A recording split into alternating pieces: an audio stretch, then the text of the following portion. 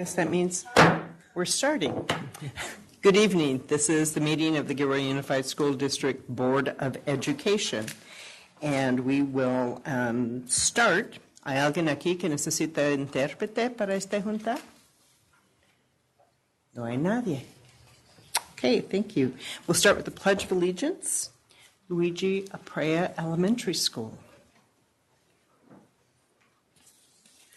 So I have joining with us two of our students who learned some American Sign Language. So they'll be doing the pledge in sign.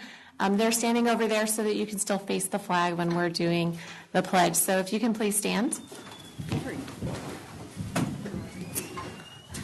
Ready, salute. I pledge allegiance to the flag of the United States of America and to the republic for which it stands, one nation, under God, indivisible, with liberty and justice for all. And these students that led us are Alex Pyers and Kira Thalen, and they've done it in front of the whole school as well, and they can do America the Beautiful as well, so it's always a great way to start our day. So thank you. Good job.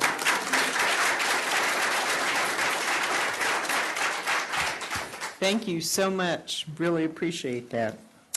And now I will entertain a motion to approve our agenda for tonight. So move. Are we going? I would. We're going to do that afterwards. You going to approve the agenda first? Yes. Okay. Second. All those in favor? Aye. Aye. Opposed? Do we have to take roll call because BC isn't here, or is this okay? I don't think so. Okay. If there were resolutions on any point, you would. Okay. Okay. And now we have 4C, which is recognition. Okay.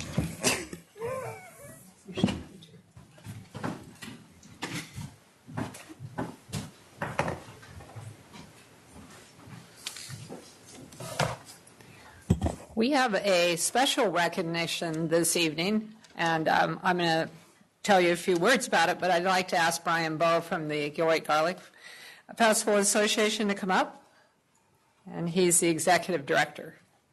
So thank you for being here, Brian. We really appreciate it. This actually was our executive committee's idea after this year's Garlic Festival. Some of us worked there, as we always do, and we just felt like it was time to recognize them at a board meeting. So we're really pleased to have this opportunity to have Brian here tonight on behalf of the association and the board to accept our thanks for all the support the Garlic Festival provides to our schools, our students, and our families. The Gilroy Garlic Festival was established to provide benefits to local worthy charities and nonprofit groups by promoting the community of Gilroy through a quality celebration of garlic. The association, its boards, and volunteers have continued that tradition for 40 years. Every year, as you know, during the last weekend of July, the entire Gilroy community comes together to produce the most popular food festival in America, we hope. The Gilroy Garlic Festival was founded by Rudy Malone, Val Felice, and the garlic godfather, of course, Don Christopher. The very first Gilroy Garlic Festival was held at Bloomfield Ranch in August 1979. Rudy Malone served as the president, Don Christopher supplied all the garlic, and Val Felice presided as the head chef of the festival food booths, dubbed Gourmet Alley. They enlisted the help of about 50 community volunteers who did everything from peeling garlic and pouring beer to selling tickets and picking up trash. From the beginning, the plan was to donate all the proceeds from the festival back to the community. Volunteers for the first Garlic Festival anticipated about 5,000 attendees, but they underestimated the power of the Stinking Rose, and over 15,000 people attended. The first ever Gilroy Garlic Festival generated $19,000 for the Gilroy community, and the idea took flight. The following year, the Gilroy Garlic Festival moved to Christmas Hill Park, and the date was set as the last full weekend of July. As annual attendance steadily grew over the years to come, the festival continued to evolve. The Gilroy Garlic Festival Association was formed as a nonprofit corporation with a rotating board of directors, and committees were established to produce every aspect of the event. Community organizations from all over Gilroy, but just to single out a couple, the Rotary Club, and many others like the Gilroy Chamber of Commerce are very actively involved in producing this festival every year.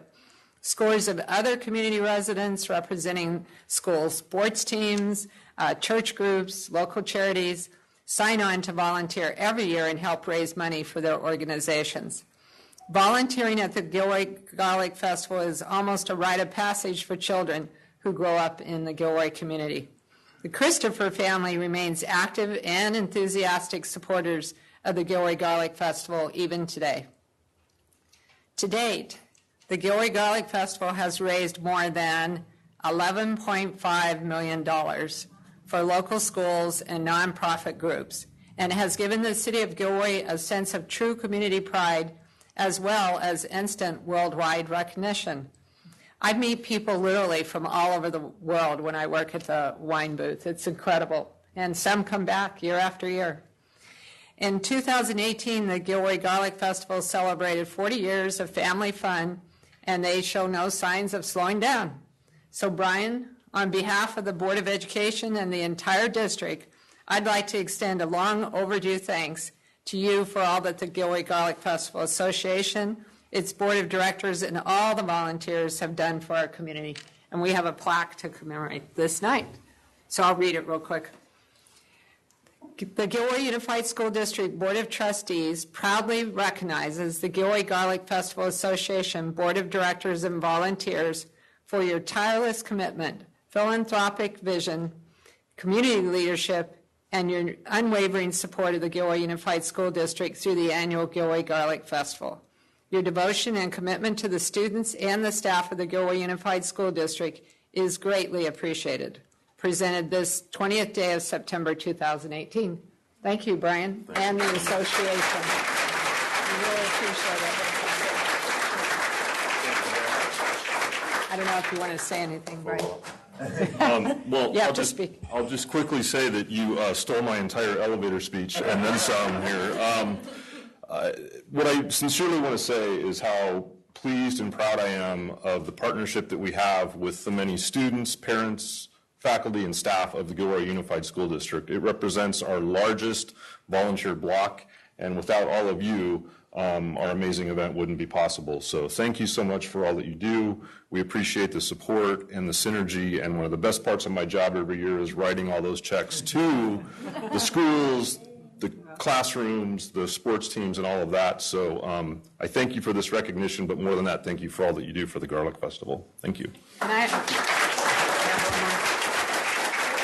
I also wanted to recognize Brian. Many of you know we started an event called Rock the Mock 4 years ago, and it's been a wildly successful event, and we do a number of workshops. One of those is a handshake workshop, and Brian does that workshop, and it's really good. I learned a lot about handshake from him 4 years ago and have followed his advice ever since. The kids love it, and he donates all his time for both days of Rock the Mock, so we really appreciate that too.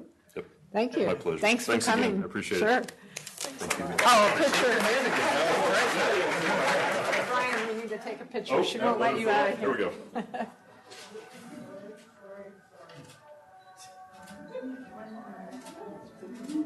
Great. Thanks. Thanks again. Debbie, your speech makes it look like you got all of it.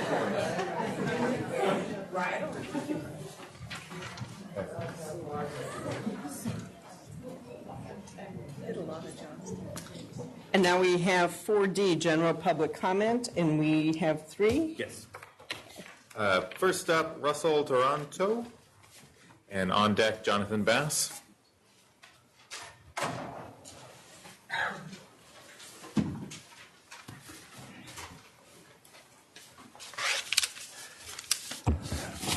My name is Russell Toronto. I teach transitional kindergarten at El Roble School. I want to begin by thanking you for supporting both students and teachers in this battle of budget priorities. It's refreshing to hear that the district has now a deep and ongoing commitment to increases in certificated salaries and compensation. Thank you for realizing that the 20% teacher turnover year after year isn't normal or good for our students. The raises in pay and benefits will help attract and retain more teachers. It will help those of us already committed to being here survive. Those who will benefit the most, however, are the students of Gilroy Unified. More stable schools and programs will be better prepared to meet their needs. I fully understand that tough decisions lie ahead. I want to be part of the process. In fact, I'm prepared to share some of my ideas with you now. When looking to cut spending in the budget, may every decision be made in the best interests of students. Please begin as far away from the classroom as you can get. Outside contractors and consultants are very expensive. The prevailing wage that must be paid to private companies is very high. Be sure that no one who is already employed within the district can do the job before hiring it out. And ask yourself, is the work absolutely necessary? So much so that student learning and safety are in jeopardy without its completion. If you have to be tight with spending on your own employees, don't spend so freely on others. Within the district, is every administrator, director, and coordinator absolutely necessary? Administrators, directors, and coordinators are highly paid and do not generally work with students. Their salaries, benefits, and retirement contributions cost the district a lot. Please evaluate each position and ask, can teaching and learning in the classroom continue without them? For example, why do we need a district spokesperson? We have a superintendent. I don't understand why she can't be our spokesperson. That's how it was for generations. Why all of a sudden do we need a different district spokesperson? And this board is the ones that approve that spending. In addition, we need to ask if every new program we buy is essential. Do we already have something that meets the same standards? Ask the teachers who will be using it if the new purchase is absolutely necessary or if they are happy with what they have. Finally, our students need all of our teachers in the classroom where they can directly impact learning face-to-face with our kids one day at a time. We have way too many teachers on special assignments. Yes, each school needs a resource teacher to coordinate testing, gather materials, model lessons, and teach interventions, etc. However, we have many more teachers than that out of the classroom in front of computers, creating nothing that has improved my teaching. It's a waste of money. It's not just their salary, it's their benefits and their retirement plans that have to be paid for. Put them back in the classroom where they can directly impact student learning. Please look back through the last 10 years at least. How many new non-teaching positions have you approved the creation of? Scrutinize each one. We survived before their creation. We can survive without them now. You say you're putting teachers first. Now put teaching first. Thank you.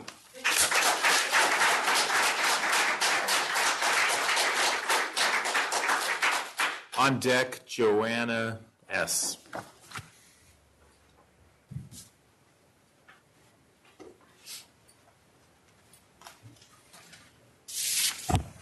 Good evening, Dr. Flores, President Paceno, and members of the board. I'm Jonathan Bass, President of Gilroy Teachers Association. On behalf of GTA, I would like to thank the GUSD board and administration for doing exactly what we asked. You worked together to alter spending in order to significantly improve GTA's pay and benefits. You have made staff a higher priority. GTA believes that this will be money well spent. The compensation package will make Gilroy more competitive during hiring. Current staff will feel valued as a result of your efforts and are more likely to remain with our district. So thank you. GTA understands that this spending shift in combination with declining enrollment has already led to $1 million in budget cuts and will require another $4 million in cuts, including a school closure. GTA put forth a massive effort to organize ourselves around negotiations. Going forward, we will use our organizing infrastructure to provide a voice in GUSD spending matters. It's now incumbent upon GTA to involve ourselves in the budget cutting, school closure, and LCAP development processes. To paraphrase Abraham Lincoln, because his statement was a little gender biased and I wasn't comfortable saying it exactly, but nearly all people can stand adversity. But if you want to test their character, give them power. GTA found power in collective action. Now comes the test of our character. GTA members show the community the quality of GTA's character by staying involved as our focus shifts away from negotiations towards broader spending issues. The well-being of our community, of GUSD, and of Gilroy Teachers Association depends on our doing the right thing. Thank you. Thank you.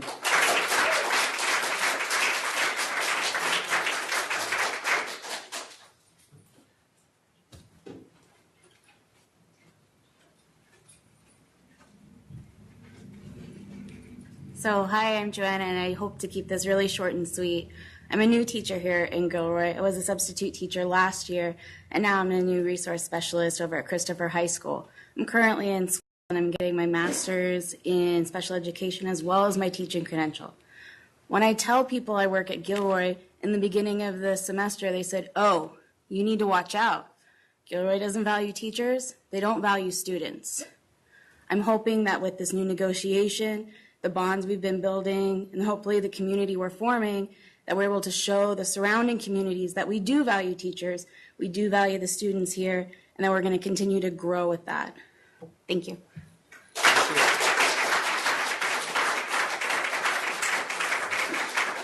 That concludes public comment. Now we go to 4E, report of action taken in closed session, and there was none. So, 5A, student board reports. Student board rep report, I'm sorry. Daisy Zarate Osorio.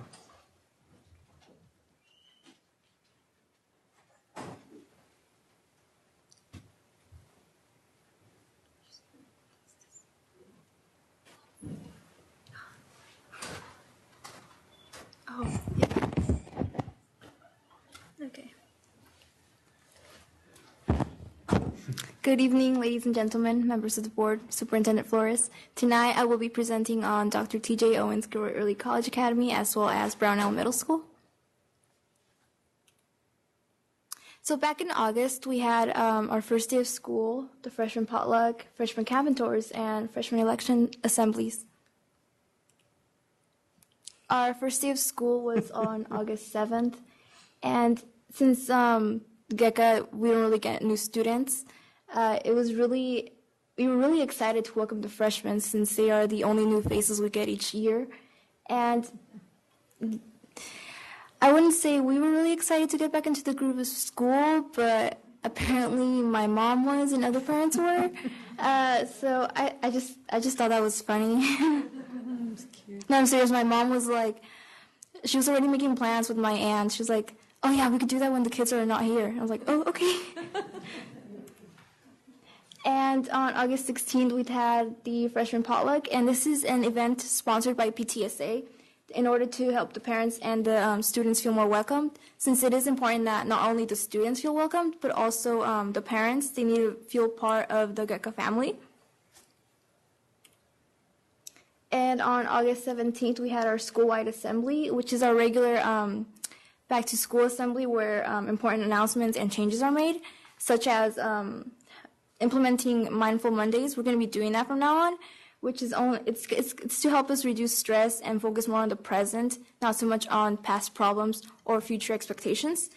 And also changes such as our school has abolished the class rank, and also the awards they used to give out, like principal's list and honor roll, which I thought was really cool because all of the students in our school are really smart, and they don't need an award to compare them to other students and make them feel worse. So I thought that was really cool and really really nice of the school to do. And we also introduced the ASB and new members. And on August 20th to 24th, we had our Spirit Week. On Monday was Ballers versus Scholars, Tuesday Marvel versus DC, and Wednesday Lazy versus Fancy, which is really confusing and really stressful because usually we do this when it's senior presentations, so the seniors could be dressed in their suits and all fancy. So like just seeing everyone dressed really professionally made all the seniors really stressed and really confused because, oh God, we're really looking forward to the senior project, but it's really stressful. And on Thursday, it was Decades Day, and Friday, class colors. On August 24th, the tutors had their freshman campus tour, and this is where our tutors, they take the freshmen on a Gavilan campus tour in order to introduce them to like student center or where their classes might be, and it's just for them to get more comfortable around the school. On August 31st, we had the freshman elections assembly, and seeing the freshman elections for the past 2 years now, it's really interesting to see the variety of students we kind of welcome into our school, and it's really fun to see the creativity they put into their presentations. I don't know, I just thought it was really cool. And September, we had Club Day, Back to School Night, and our Black Bear fundraiser. On September 7th, we had our Club Day with various clubs such as Mecha, Saga, Athletics, and Ignite. And I feel like this year might have been the most successful one. There was a lot of people that signed up for new clubs. And the clubs, they also did a really great job at presenting, recruiting people. As you can see, Mecha, they had their whole little piñata, and they were like, in Spanish is what we call an altar. And I thought it was really cool. It was really amazing. You guys should have seen the cafeteria. It was like full with like little different things, and it was really cool. And on September 13th, we had our back to school night, which was just for the parents to get to know their student teachers and the schedule that their kids are following, as well as important information for senior parents. And on September 19th, we had our Black Bear fundraiser, which was yesterday. So looking forward, on the 20th of September, we're going to have our game and trivia night. So if you guys want to go, it's open to everyone. You guys should go support our class or school. And we also have the middle school visits coming up. And also on October, we will be having the PSAT. And this year, seniors are going to be able to take the SAT. Oh, and I believe Rock the Mock is also coming up, which I'm really excited for. Last year, I got the opportunity to attend, and it was really fun. At first, I didn't want to go, but honestly, it's really fun, and I can't wait. And moving on to Brownell Middle School. Brownell had their first day of school August 16th. And on September 5th, they had their back to school night, which again is just for the parents to get to know what to expect and look forward to in regards to what their children will be doing. And on September 6th, they had the pop-up library during lunch, which the pop-up library, from what I understood, was the Gilroy Library coming in and kind of like setting up little stands where it pops up, and it sounded really cool. It made me want to like have that at our school, even though we're kind of already busy with like reading like college material and stuff. But it was really fun. It was really fun. It seems really fun, and so the kids love it. Yeah.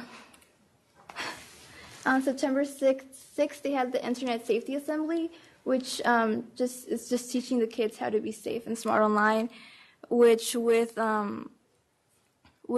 really important as students kind of like are introduced more and more into technology. And since the schools are becoming kind of just like integrated with technology, it's really important to know kind of like the warning signs and what they need to look out for in order to stay safe.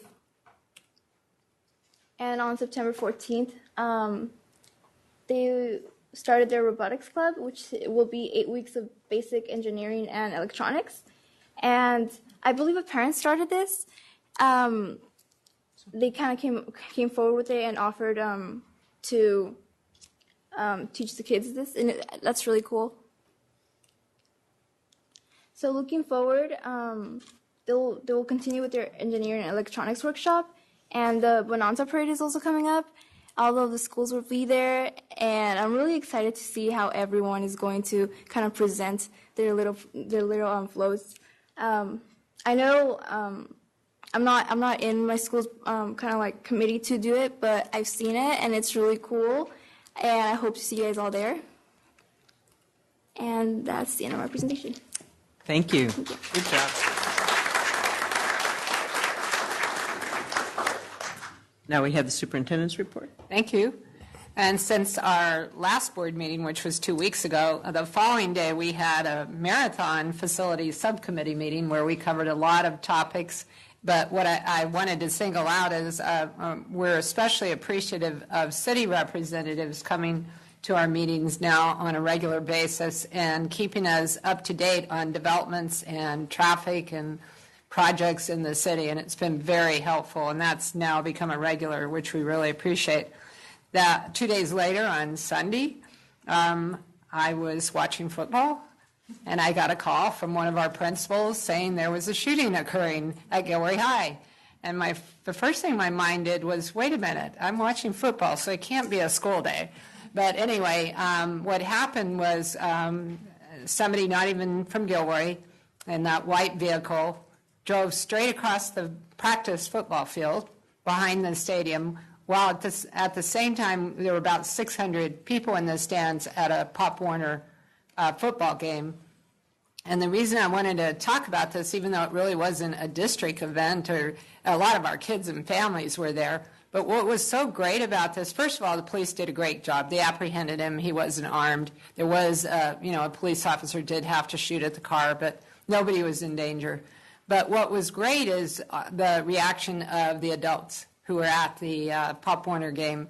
They just really took over. And they had the kids shelter in place.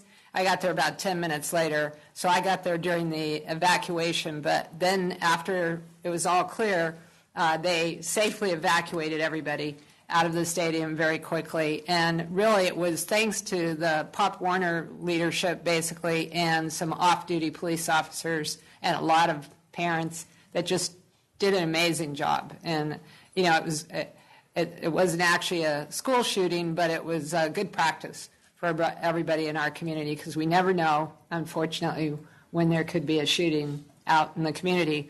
And the police just did a great job, and I want to appreciate a number of us went over there for a while to deal with it. So I really appreciate our staff coming on a Sunday afternoon and dealing with the situation. The following day at Gilroy High, a number of us visited our greenhouse. We've recently, in the last couple of years, fixed the greenhouse, but there are a lot of other things that we need to do to get it up and operational. So it was a really good meeting. Our ag teachers were there. A number of us walked through the building, and right now we're working on priorities of what we can do, what we can afford to do to the greenhouse. That night, I had my first Superintendent Parent Advisory Committee meeting, and it was the best, well-attended meeting I think I've had in 11 plus years. Every site except one was represented, and most sites had two parents there. So we had a packed room, and I thought it was a very good meeting. Lots of good reports from the parents, lots of good questions. The Superintendent Parent Advisory Committee is a two-way communication device, I guess I could say, where parents bring issues to me, and we share information with them, and they go back and report to their sites, and it's a great group. I love meeting with them. The following day, we had our first Business Education Committee meeting of the year, and as I've already mentioned, we're planning right now Rock the Mock. This is last year. This year will be on November 1st and 2nd at Christopher High and Gilroy High, and our two other high schools participate. It's just a great event that the Business Education Committee basically developed, and now is a very successful event at our two high schools, with all four high schools participating. About 100 students participate each day. So our upcoming meetings will be focused, of course, on Rock the Mock.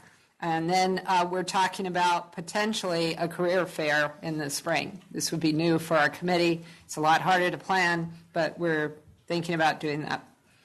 As was mentioned by several speakers, I'm very pleased to talk about the settlement that we reached with the Gilroy Teachers Association. It was a marathon over a few days. We were here till midnight one of those nights, and I just want to appreciate the Gilroy Teachers Association negotiating team and the GUSD negotiating team, we all worked very, very hard, and the board, who basically was on call for numerous hours and several days to get it done. So I appreciate everybody that was involved in the process. It was a lot of work, and I think the outcome was a really positive one. On Wednesday, I had my monthly meeting with the president of Gavilan College and the city administrator. We meet monthly just to talk about areas of interest that are common between the three organizations. Very positive meeting. And then yesterday, I attended the bi-monthly SELPA Executive Council. I'm on the Executive Council, and I got volunteered to help with the search for the new SELPA director. He just resigned as the SELPA director. So I get to do this again. I think this will be my third time to help find a SELPA director. But we're going to work hard on it. In the interim, the current director, Leo Mapagu, he's going to the other SELPA, ironically, and he's going to cover both for a while till we get a new director. And I have, as you know, every Tuesday, Thursday site visits. So, and Linda attended all three of these. Christopher on September 11th, Los Animas on September 18th, and Rod Kelly today. And they were just excellent visits. We couldn't have had a better start to the school year. Great things are happening in our classrooms. Teachers are doing a great job. The students are learning.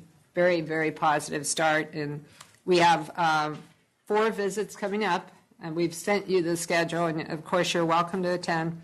Rucker on September 25th, Luigi the 27th, Gilroy Prep on October 2nd, and Glenview on October 4th.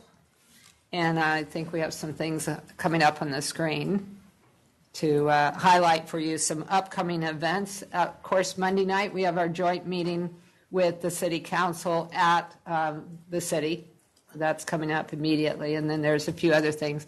The Bonanza Day Parade was mentioned by our student board rep. It's September 29th at noon, and it starts somewhere, Miller and somewhere. I'm going to have to get more information on that. It ends at Christmas Hill. But what was great at SPAC, I wasn't even sure all the schools were participating, and every one of them, they're in the middle of making their float. So it's going to be a really cool event with all of our schools. I think all of them are participating and have a float. Some of them are huge floats, too, because of the flatbeds that have been donated. So it's going to be a really cool parade. And besides the float, there will be other students participating for various reasons. So it should be a cool parade. Thank you. That concludes my report. I did want to mention that we have 2, I believe, of our new board members soon to be in the audience. So Twin Payak, would you raise your hand, Dan? And Enrique Diaz is the other one. Thank you both. And just for the audience, you may not know, we had 4 openings this year for board members.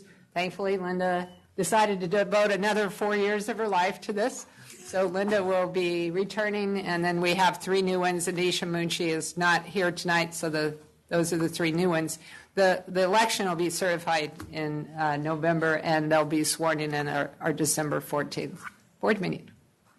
So Thank you. Just to piggyback on that, when you have 4 openings and you only have 4 candidates, there really isn't an election. Our names will not be on the ballot, and the registrar of voters, or I guess She's already certified us, so we can't back out now. Okay, we're in. And we'll take office at our December meeting. And if you, the Gilroy High Parent Club is having a forum at Gilroy High on Tuesday, October 9th, and that's before we found out we weren't going to have an election, so they want us to go and talk still. So we'll go and answer questions and give ourselves a little bio, or give them a little bio of who we are. So if you're interested in finding out more about us, come to the Gilroy High School Parent Club on Tuesday, October 9th at 7 p.m. So, consent agenda. We are going to pull item 6F off of the agenda and vote on that separately, and we'll vote on that first. And there is a resolution. Yeah, And Linda, that's E. I would appreciate clarification on two of the items in the consent agenda. Okay, which That's ones? J and O. They both have to do with field trips at Christopher High and Gilroy High, but I'd like some clarification. Unfortunately, Deb Padilla is not here this evening, so we may not be able to answer them. I think you. I can try. Go ahead. Do you want to ask them now? Sure. Let me pull them up. It's just the way that it's expressed, and I think I know why, but I just don't think it's clear. First of all, I'm looking at 6J, and I apologize, I should have called this in earlier.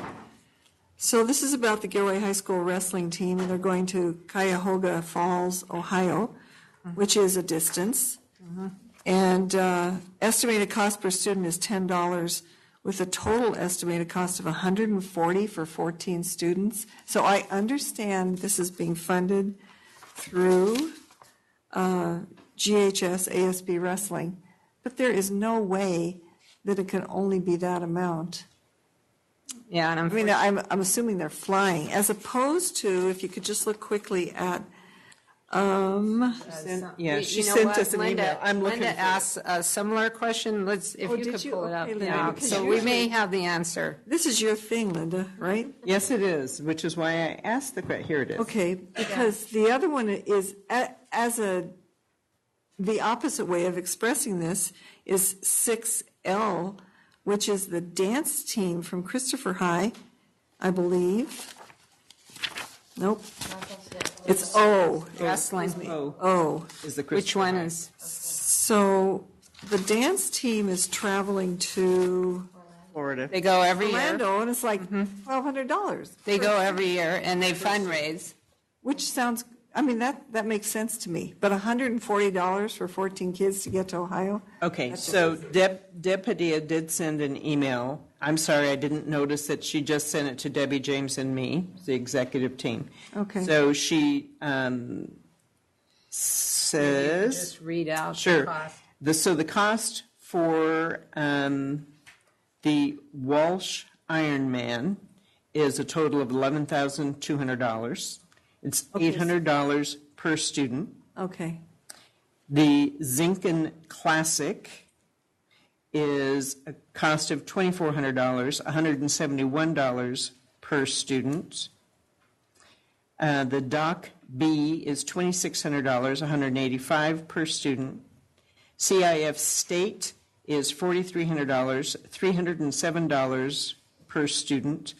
And Nationals is a total of $16,400, a cost of $1,171 per student. And all of this is covered through Gilroy High. And I understand Fundraising. that. I mean, the source is not my concern. Yeah. It's the way it's Cost. expressed here Yeah. that it looks like, And wow. you know how what, can we you go to should Ohio have for sent that to you. $140? It's Yeah, a good I question. didn't catch it. It says, thank you for your questions on the wrestling trips. It appears that the total cost per student was calculated by the site using transportation only.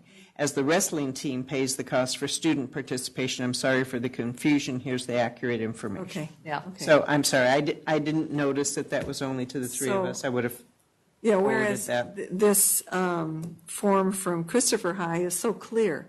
Yeah. I mean, Right. it makes sense to me that, yeah, that's going to be about $11,000.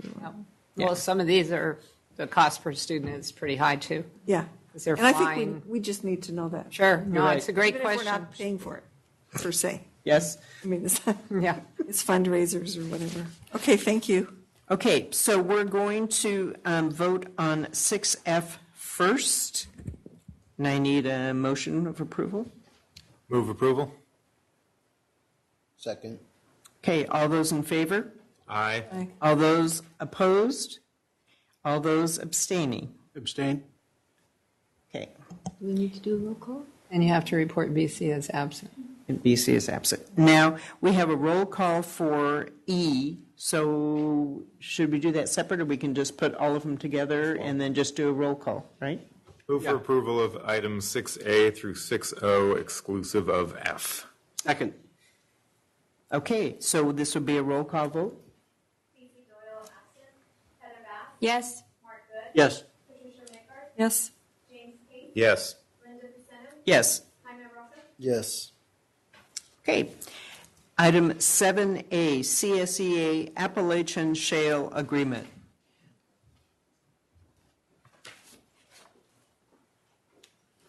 Mr. Winslow, sorry, I didn't identify you. Good evening, members of the board, Superintendent Flores. I am here today to present 3 items for action and consideration of the board. But before I do that, I'd like to introduce the new president of CTA. No, Mrs. not CTA. Sorry, oh my gosh, I screwed that one up. It's on YouTube as well. So, the new president of CSEA. And I told Linda right before our meeting that it's traditional that she has to give a very long speech to the board to initiate her presidency. So, but she did want to say a few words to the board prior to these items. Good evening. I just wanted to introduce myself. I am with Transportation Department here, and I'm a driver trainer. And I'm very nervous at public speaking, but I can talk and teach my class. So I have some big shoes to fill following Leanne, but I'm willing to learn as we go. So we'll go on. Thank you. And Linda's been great to work with, so we're excited to have her aboard. The first item that we're presenting to you today is called an Appalachian Shale Agreement. What this agreement does is essentially extend the term of agreement for the current CSEA bargaining agreement and extends it to 2021. So we're requesting the board take action on this item to approve the Appalachian Shale. Do I have a motion? Move approval? Second? All those in favor? Aye. Opposed?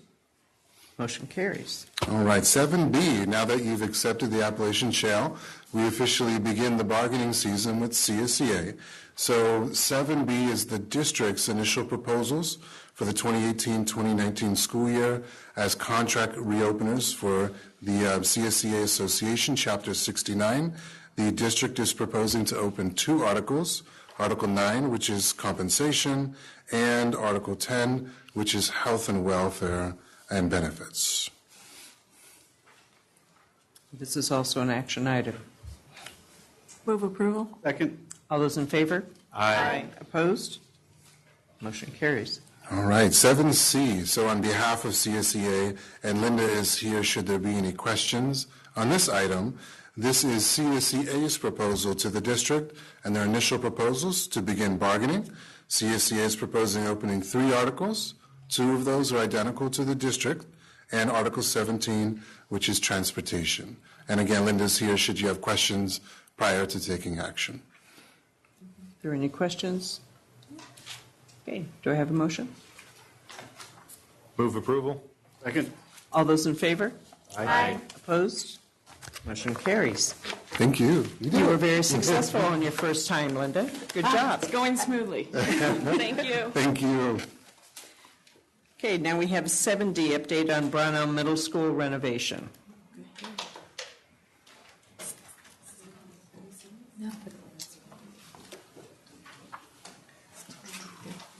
Do we have a street? No. No, we had 3 of them. No, on this item. Oh, on this item. Okay. Good evening, Board of Trustees. My name is Joe Vella from ADIS Architects. My partner, John Diffendorfer, is here as well, so we can give you an update on the progress of Brownell Middle School. And thank you again for having us tonight. We appreciate being back here. We went through several months with the administration and staff and the school site staff. And John's going to talk a little bit about that, but it was several months of very good interaction with the site, with the administration, and to come up with what we have come up with. And John, why don't you talk a little bit about that process, the months of discussion and everything that led up to where we're going to go. Thanks, Joe.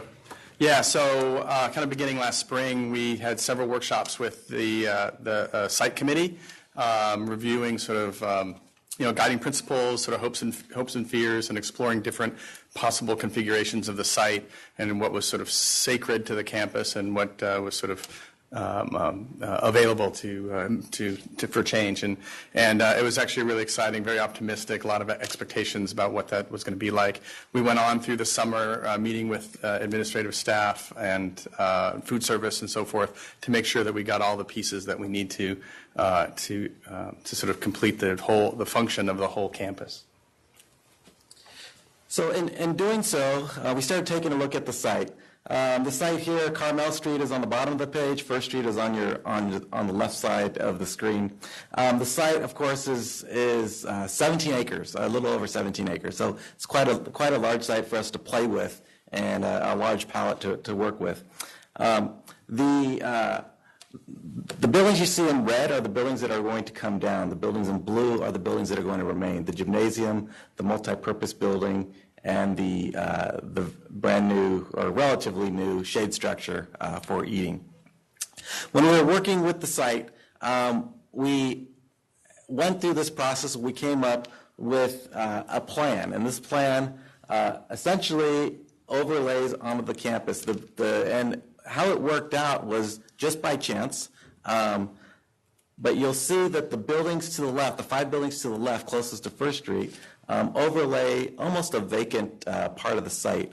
And it so works out that can be the first phase of the project, and we can keep the students in their classes through the project while we build this first phase. And then we can build the second phase, moving the students into the new facilities, and really only moving people once into their new facility. So we're trying to keep the site. It just worked out that way just because we have that space on the north side of the campus where we can put the 5 classrooms plus the administration building, build that first, and then build the remainder of the site, including the playgrounds to the right. We looked at access to not only the buildings but to the site as well. Off of Carmel Street, where the existing driveway is to the parking lot, we're having a new visitor drop-off lane, and then we'll have several staff parking spaces. After our meeting with the facilities subcommittee a couple weeks ago, there were a few questions, a few comments that we're talking about today, actually, with our landscape architect and further developing this. But a couple of the comments that were brought up during the subcommittee meeting was, first of all, we had a garden in the closest to First Street, and we were requested to move that back. And I'm gonna walk away from this real quick. But we're requested to move that to the back corner, away from First Street, and beautify First Street, because we understand there's a lot of some new work going on with First Street. They're going to be upgrading the street, and so we're going to beautify that to make it look nicer. We've heard several comments that looking at the school from First Street, it looks dilapidated or abandoned, and so we want to make that big change for the community. The second thing is we were talking about the Hannah Street area, and the grove of trees that's currently back there is desired to keep that. It's a nice area. We're going to try to keep that. We may have a little bit of configuration, but all the trees in that area we're trying to keep the existing bus drop-off area.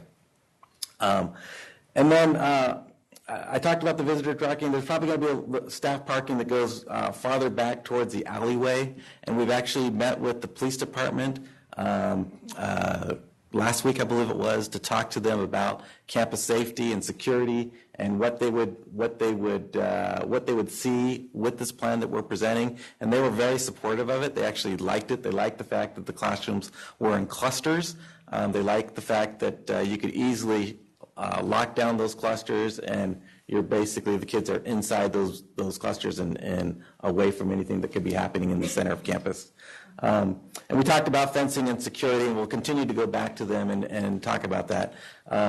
We also, Ms. Callaway met with the fire department as well, and we got feedback from them about fire lanes and access to the site, and so we'll be going back to them as we develop this further.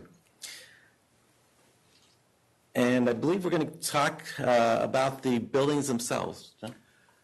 Yeah, so as I said, we met with the site committees and we met with the staff and so forth. So we developed the floor plans from a lot of the guidance that they brought to us. If you remember back on this, if you don't mind, I'm going to go back one slide just to look at the site plan. What you can see is that as Joe says, we've created these clusters. And the idea is these clusters sort of surround a central courtyard, as it were. So it encloses a large open space for a lot of student activity and circulation back and forth between clusters. And then within the buildings where the classrooms are, they create kind of a small courtyard or atrium space within that, and that actually becomes what is an outdoor learning space. So it's sort of represented here as just sort of a gray area, but as it develops, the idea is kind of a mix of landscape and paving, so that students and classes can kind of move freely, and teachers can have access to the outdoors freely. In each of the classrooms, the cluster around that have a garage door opening, so that there's kind of a ready sort of connection to the outdoors. And again, as Joe mentioned, from a security standpoint, it's kind of a one-way in type of experience. Lots of visibility into that center courtyard, but then all the classrooms have emergency exits to the outside when necessary. The classrooms, that's the classroom clusters. Administrative office and the library media center worked very closely with David's staff to really make sure that all the parts are here and that the flow works well.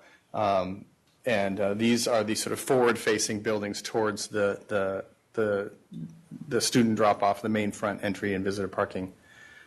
Looking at the site, this is a landscape architect's conceptual drawing. If you can see that the large trees along Carmel Street are to be preserved, and as we rework the fields behind that, the clusters again around the sort of central courtyard where we'll have some large landscaped areas, a sort of amphitheater gathering place for students, so they can kind of look up, and the shade structure becomes kind of the backdrop of what would be kind of a stage platform area there.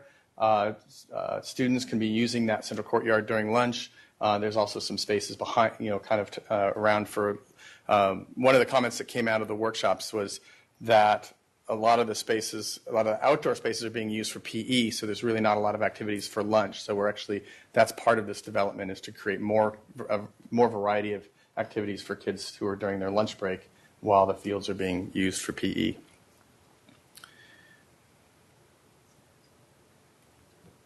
Just some artist sketches, conceptual sketches of sort of what the front of the school would look like as you come up and through the sort of the main entry between the office and the library.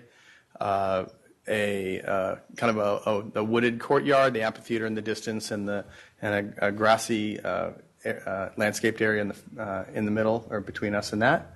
Looking back to the multipurpose, kind of sit in the same two elements, but then this is looking north out towards the classroom clusters and the 7th and 8th grade pods in the back.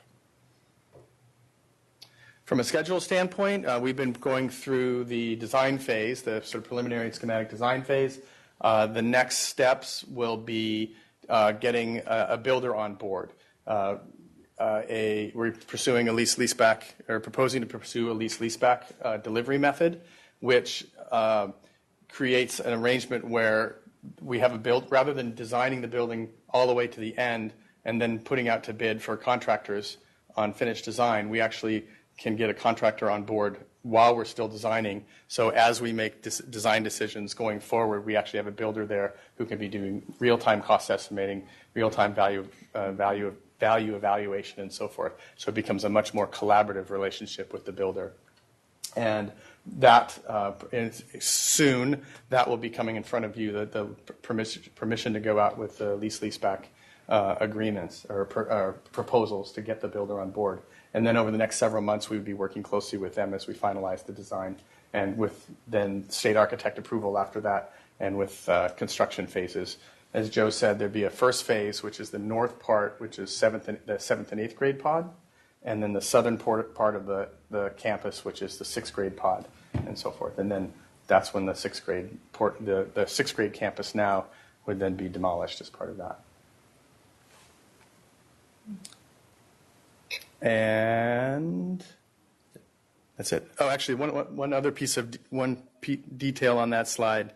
That there's a total project cost here of $70.8 million. From the very first day we came onto this project, your superintendent has been adamant about maintaining the budget, and so that is a topic of conversation every time we meet, every time we talk, making sure that we stay on a projected construction budget. And at this point, we are very much confident that we are. And when we have a builder on board, it'll be even more so. So I think it's the process is going really well for that regard. And just to mention to the public, the source of funding for this project is Measure E, and we really, really appreciate our community supporting Measure E and making this project possible. This is one of our oldest schools, and it's in pretty bad shape, needs replaced, and this is possible thanks to the community support that we had for that bond measure. So one last note is that my daughter's best friend just started 6th grade at Brownell, and this schedule suggests that she'll be able to graduate in 8th grade from the new campus. So right. if my commitment to you isn't enough, it's my daughter's on my case. So. And you might want to mention, so construction would likely begin when? We're showing it here. End of 2019. End of 2019. Oh. Mm-hmm. All right. Questions? Any other questions? Trustee Good. What involvement has the police department had in reviewing these designs? So I think it was last week or the week before last, we met with Cheryl Calloway from the district, and we met with Wes, I don't remember his last name, but we sat down with him for about an hour or so. He looked at the preliminary plans. We talked about access to the site. We talked about access to the clusters. He actually said from a police standpoint, he liked it. We joked around about the fences and how tough and how high fences are now, and cops have a hard time jumping over those. But he says, well, it's kind of the catch-22. You have to have the fences, but he was very supportive. He liked the fact that they could drive by and see all different areas into the site, and he encouraged us to come back to him as we further develop the plans. So West Sanford or Stanford? Sanford. Thank you. Just so you know, Mark, the police department had him trained, and I forgot the title, but he is their certified school safety, whatever the title is, and we've consulted with him on every project. One thing that's unusual about this, every classroom has 2 doors. Correct. That's different. What was the reason for that? We don't necessarily need 2 doors on every classroom, but it was the way the classrooms were laid out. It allowed access directly out to the learning areas on the outside of the clusters, plus access to the inside of the areas as well. Because if you look at the site plan, there's a lot of outdoor learning areas where you can have direct access out to those spaces. My concern during a critical incident, that would be 2 doors to secure as opposed to 1. All of the doors will have our Safe Schools locks on them. Just, we're almost done with that project. I think we have 1 or 2 schools to go. So they'll all have doors that lock on the outside for that reason, any door in the building. But, that might be a specific question we want to ask him about the 2 doors. He didn't express any concern over the closed nature of the clusters? He actually liked that idea. That way, because there's doors on the front, there's actually emergency egress on the backside as well, but there's doors on the front. You could lock those down and be secured on the inside. So he actually said specifically that he liked the idea that these classrooms were set in clusters because of security reasons and being able to shut those down and have those clusters closed off and just the open area of the central quad area being secured from the classrooms. Thank you. Yeah. One of the other features is that you can actually, that somebody can actually be in that quad and have a good view, kind of supervisory view of all of those entrances into the quad. Yeah. The concern is in an active shooter incident, if you're entering the campus, you have all these clusters that you can't see into. I'm not West Stanford, but that would concern me. Well, all I can say is that he's been through this extensive training on school safety. Okay. And he's our main contact. He's been through every building with Cheryl. I would like to hear him address that comment. Next time, we could either do that in one of my weekly reports, or we could have him here at a subsequent meeting. I think if you just if you get it offline somehow, Sure. because that would be a concern to me. Okay, we can ask him that specifically. Other questions, trustees? Trustee Mitgard? I think Jaime was before me. Jaime? I think your hand was up. Yes. Well, I know you're already well into the design, and I presume you looked at other options and you decided the cluster.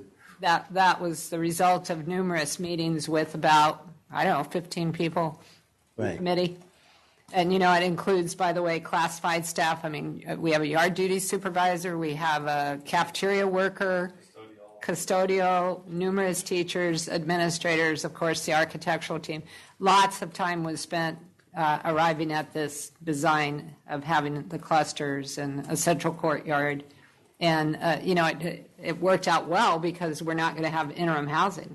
Just the way the plan developed, we don't have to have interim housing, which saves a lot of money. I know one of the elements that we had, that the sixth grade plus, where it's situated was. Can you guys go back to the picture of where the clusters are so that everybody can see that? Can you do the one that has the grades labeled? No, that's Vince's drawing. No, I see where they are. I just want to make sure everybody, there they are. The sixth grades clustered.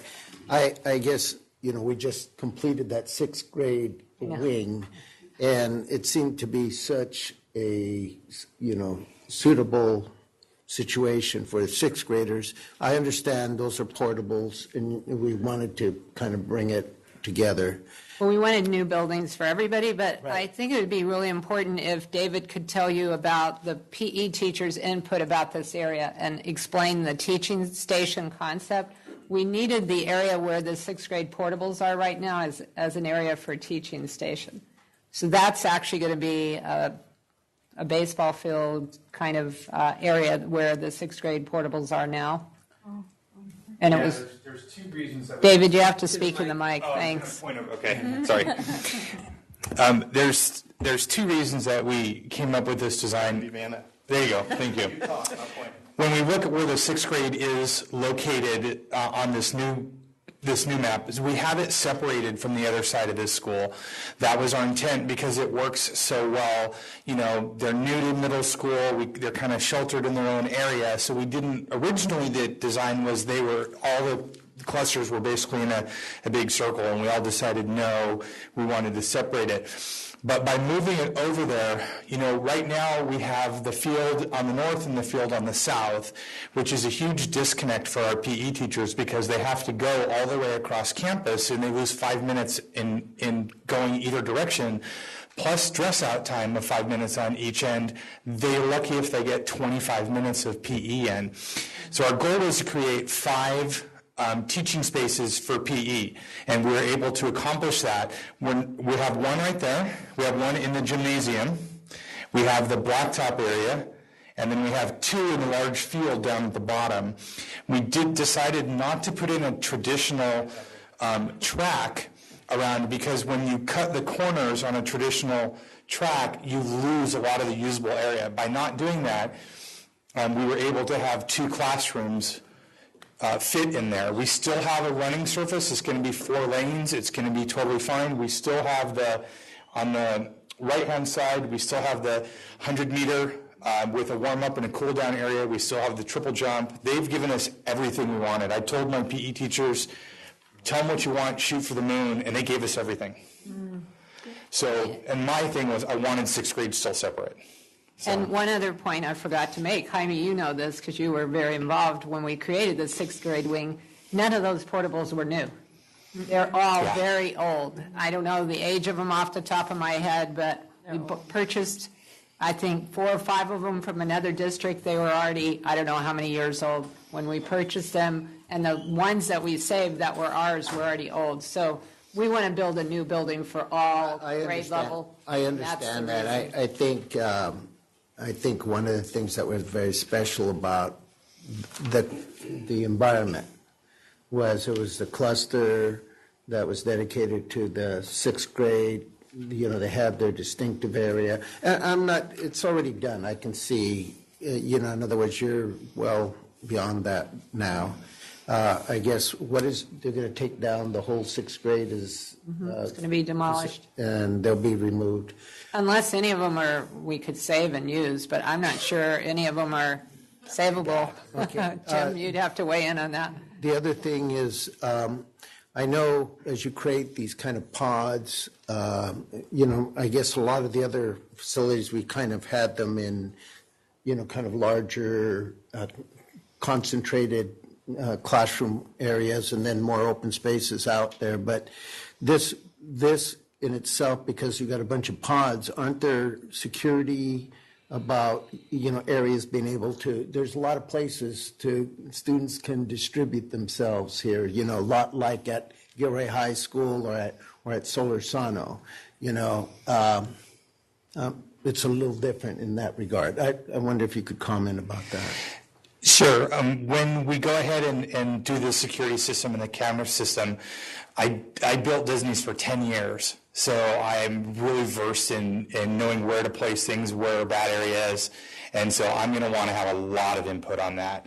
I'm very confident that we'll be able to cover all the areas. One camera on the inside of each pod would show that entire pod, one fisheye camera, and then one on the exterior on the second opening, because there's essentially two openings and each pod is covered. Just with those two, if you use fisheye cameras. Yeah, we have a great security system now. It's amazing. But I mean, they have access. Students have access all the way around each pod, right? You're going to have cameras all You're going to around have the outside. cameras. I mean, There's only two openings in each pod, right? But there are doors on each side. That doesn't mean they'll be open during the school day. Say that again? We can come back to this with Officer Stanford to advise us about that. I mean, I'm just saying that, it's like how Gilroy High is all spread out, from its original design and I guess even Solorzano is a beautiful campus, but it's really spread out, right? And it's much harder to secure. I mean, in other words, what's going on campus? You have to put a lot of cameras out there to really, have, and you're in the middle of town, So I don't know. It's just a little bit concerned about that kind of issue on this design. With the two-door question, we have two doors on our classrooms now. I'm personally a fan of two doors because if you have one, yes, that is only one point of entry. It is also only one point of exit. And if an active shooter came on campus, you now have a fishbowl. Well, I'm not questioning. I was Mr. Good, that you have a fishbowl. And so, yes, you have two doors. Right now, we have two doors in our classrooms. Those back doors are always locked. They're never open. Students do not go in and out of them. But that is an exit in the event of an emergency, in my opinion. And on the security side, I think that's where a location of where we locate the cameras. You've seen them. They're amazing cameras. They pick up so much detail. And so that would be part of our design is where do we put the cameras to make sure the entire campus is covered. Trustee Pace. I guess more than cameras are one thing, but like yard duties, where are students during breaks and stuff? How does this, where does it put the students, right? Talk me through lunch. So we don't have breaks. We just have transition between classes, which is 4 minutes. The lunch would be in the same area there, and it's actually going to be easier to supervise because now we have a cafeteria that is separate, and so we have to have one person over there. Now we can bring that person back because the cafeteria is now adjacent to the NPR, and so the students would be in this area here. And then they would be in this area over here for activities. So I have currently 4.5 campus supervisors. It would be 1, 2, 3, and then a fourth would be rolling. So I guess, so that means they wouldn't be in the rest of the campus or the rest of the... During lunch, right? Oh, during lunch. Asking about During lunch. Okay. When they're Right. Uncontrolled. And we have one that roams, so if anything needs to happen, if we need to go get somebody, then they do it. And I mean, the distance between is probably 100 feet. So they're still there. They'll be able to still see into the campus, except for that center part, but we're going to have one that's going to roam through the whole thing.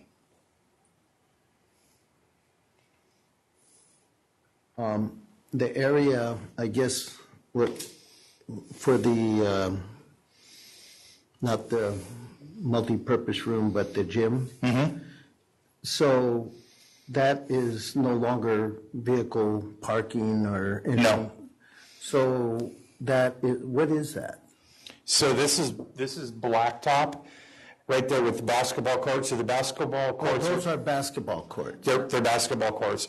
We are going to have a drop-off area for parents. We also are planning on having gates on the backside that will be open in the morning and in the afternoon for students to come in and leave out of, so they don't have to come all the way around, just like we do now.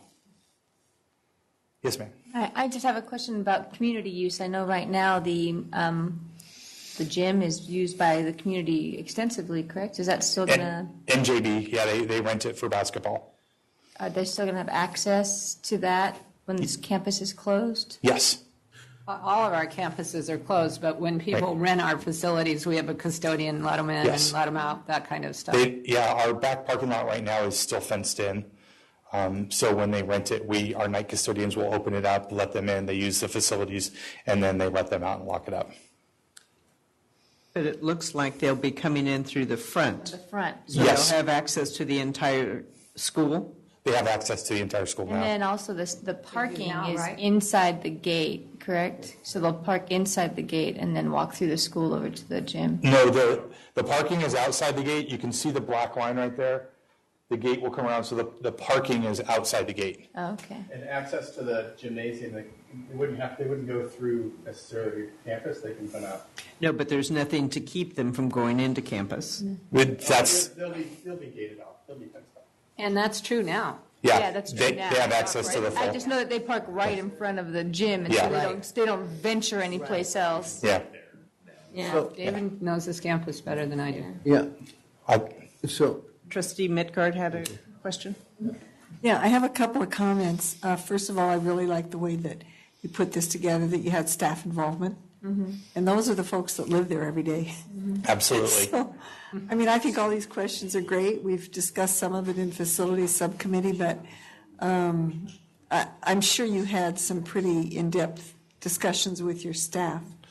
We had several meetings where we had Yeah. close to 15 staff members, along with district personnel and ADIS, where we all came to the table and everybody put in their ideas, everybody put in their needs, their wants.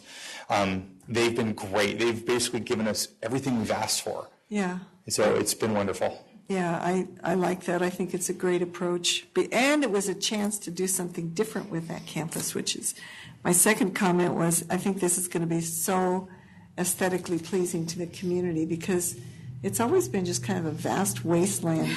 You know, when you're driving down First Street, it's kind of like, well, what is it? Oh, it's just a big field. Oh, I guess that's a school over there. I found they had Bruins painted on that wall. So. Which is good. That's right.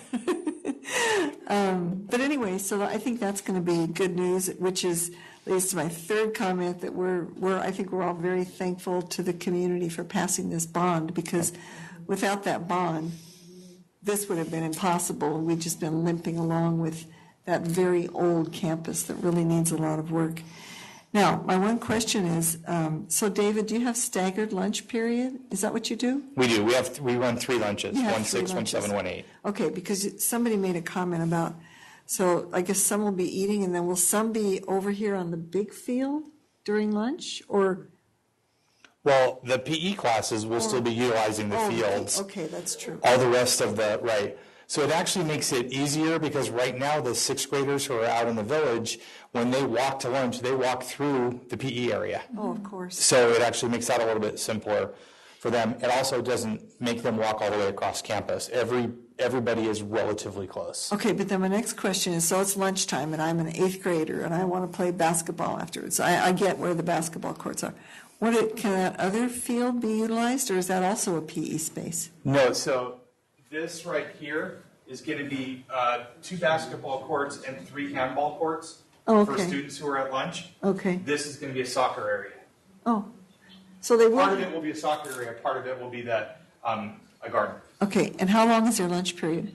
30 minutes. So it's not as long as elementary lunch periods, so you Yeah. have time to eat, play a little bit maybe. and- Yeah, the students, they get, if they want to play, they get 20 minutes in. I mean, they get their, we run the students through the cafeteria in about 11 minutes. Yeah. I mean, they've got it down really well. And the new facility is going to allow us, we're going to have inside and outside service. It's going to be even Good. faster. Oh, good, Yeah. yeah. So, great. Can I just ask a question? I know we have a couple of neighbors to Brownell here, and if you wish to speak on this, which I understand you do, could you fill out one of those pink cards and just bring it over and we'll... I have a general question. Well, we still have to do that, sorry. I'm sorry. And then when you're ready, just hand it to me and we'll accommodate your question. They're right over there, right? I just have a comment.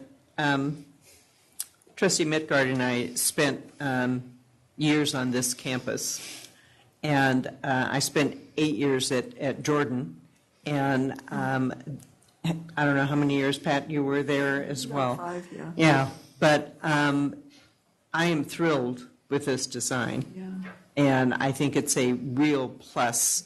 I'm really glad that the staff had a part in it, and the fact that they are looking at it with fresh eyes, if you will, and that we didn't do the same old, and just took down the buildings and put up the same buildings in the same configuration.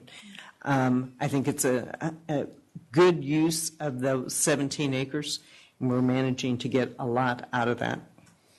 We are. It was really the great process working with ADIS, because they took the 15 people that we had and took them through a visioning process and actually worked them into this.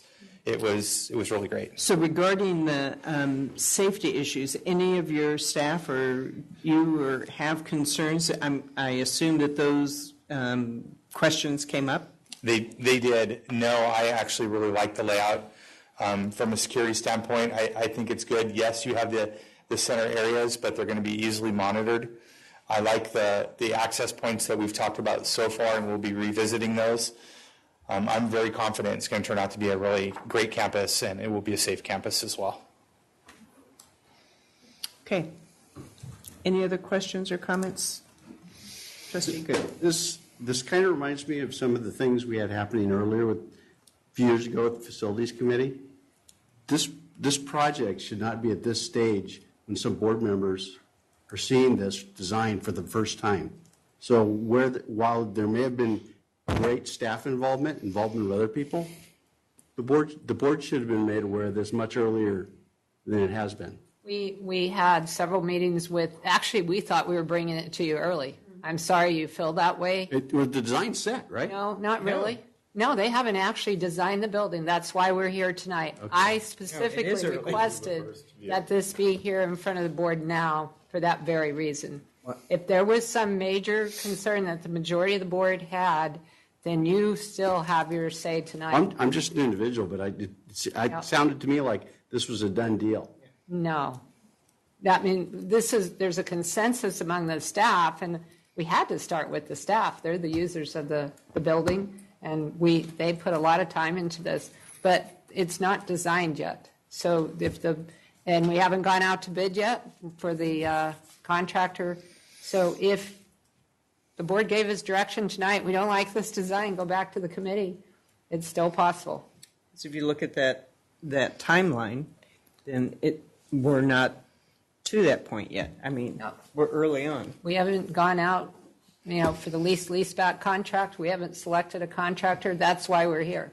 How long has this concept been in discussions or consideration? We had 3 meetings with the committee, and we concluded those in June or July, and then we're back. We're just back a month. Facilities saw it for the first time at the most recent meeting. Yeah. And that's why we said we got to take it to the whole board now. Okay. That's why we're here. I mean, if the majority of the board said we don't like it, we want you to replace the buildings where they are, we'd have to have a big discussion. The only one expressing concern now is me, I think. And I hate it. And I have to disagree with you. It does not look like a safe design to me. It looks like something that's not good. If you have all these people running around, there's 1, 2, 3, 4, 5, 6 areas that can't be viewed unless you're inside of them. So that requires 6 people. And that just is for the inside, doesn't even address the outside. So maybe as a former police officer, we should get you and the officer assigned to the district for these kinds of projects together with a few of us to talk about that.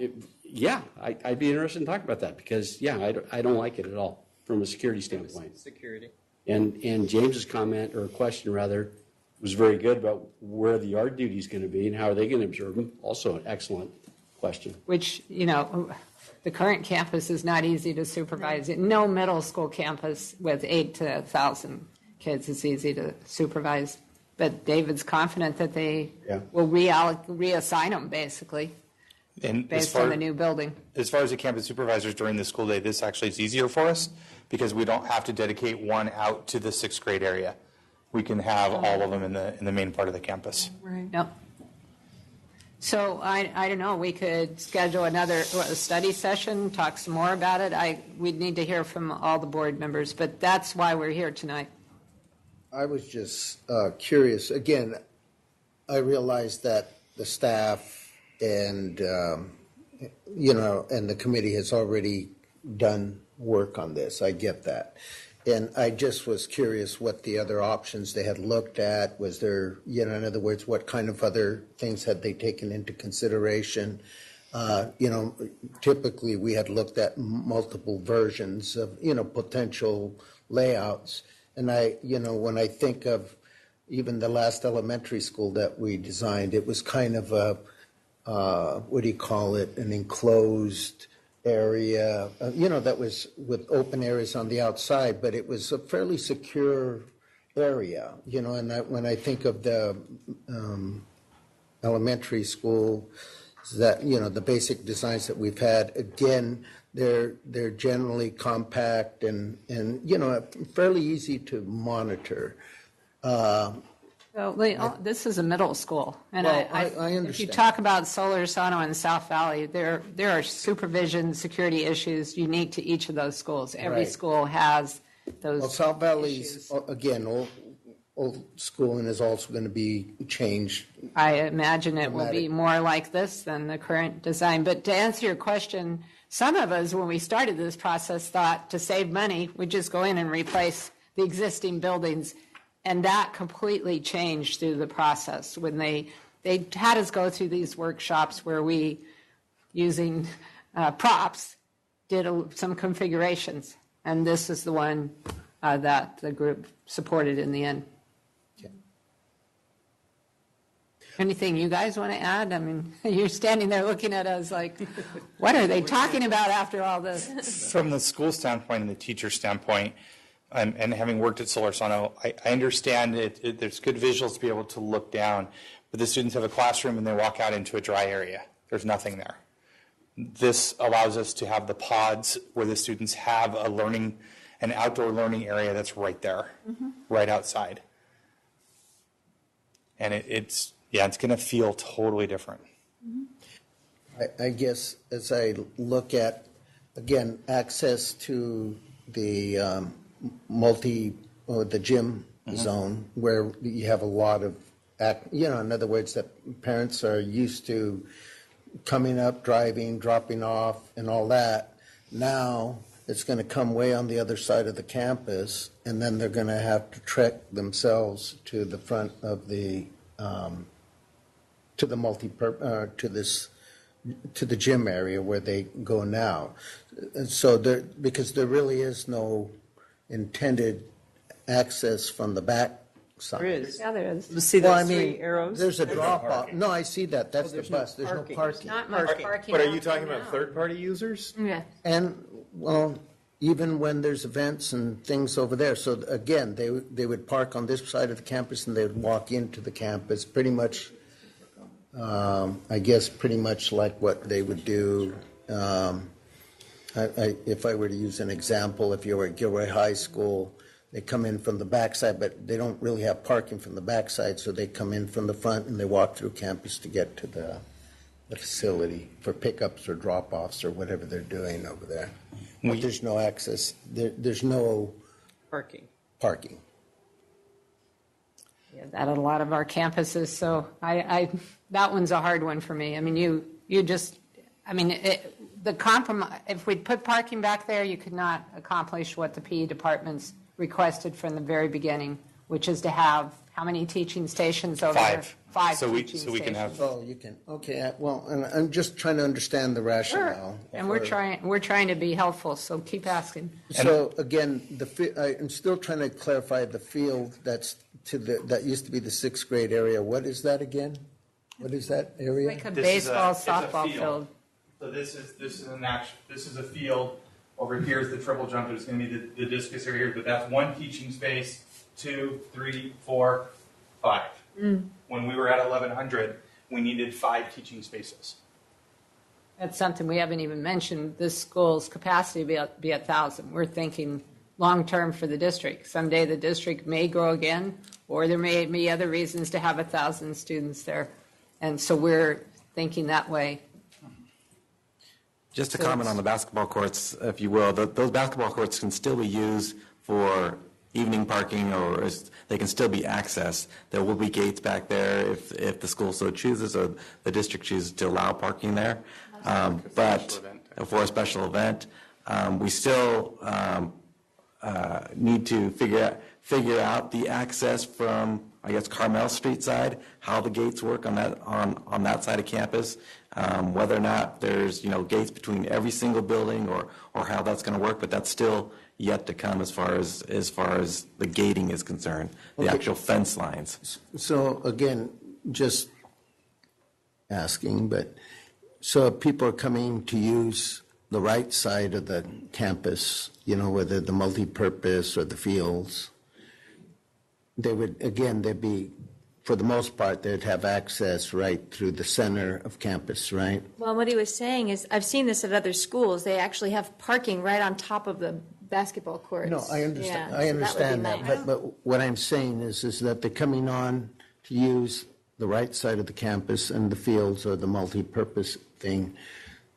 Are you saying it would be pretty easy to secure that side of the campus? Yeah, we can, we've done at other campuses. We could secure off the campus itself. Over there we do it at Solar Sano, so that they only have access to the gym. So we could very easily secure where the 6th grade pods are.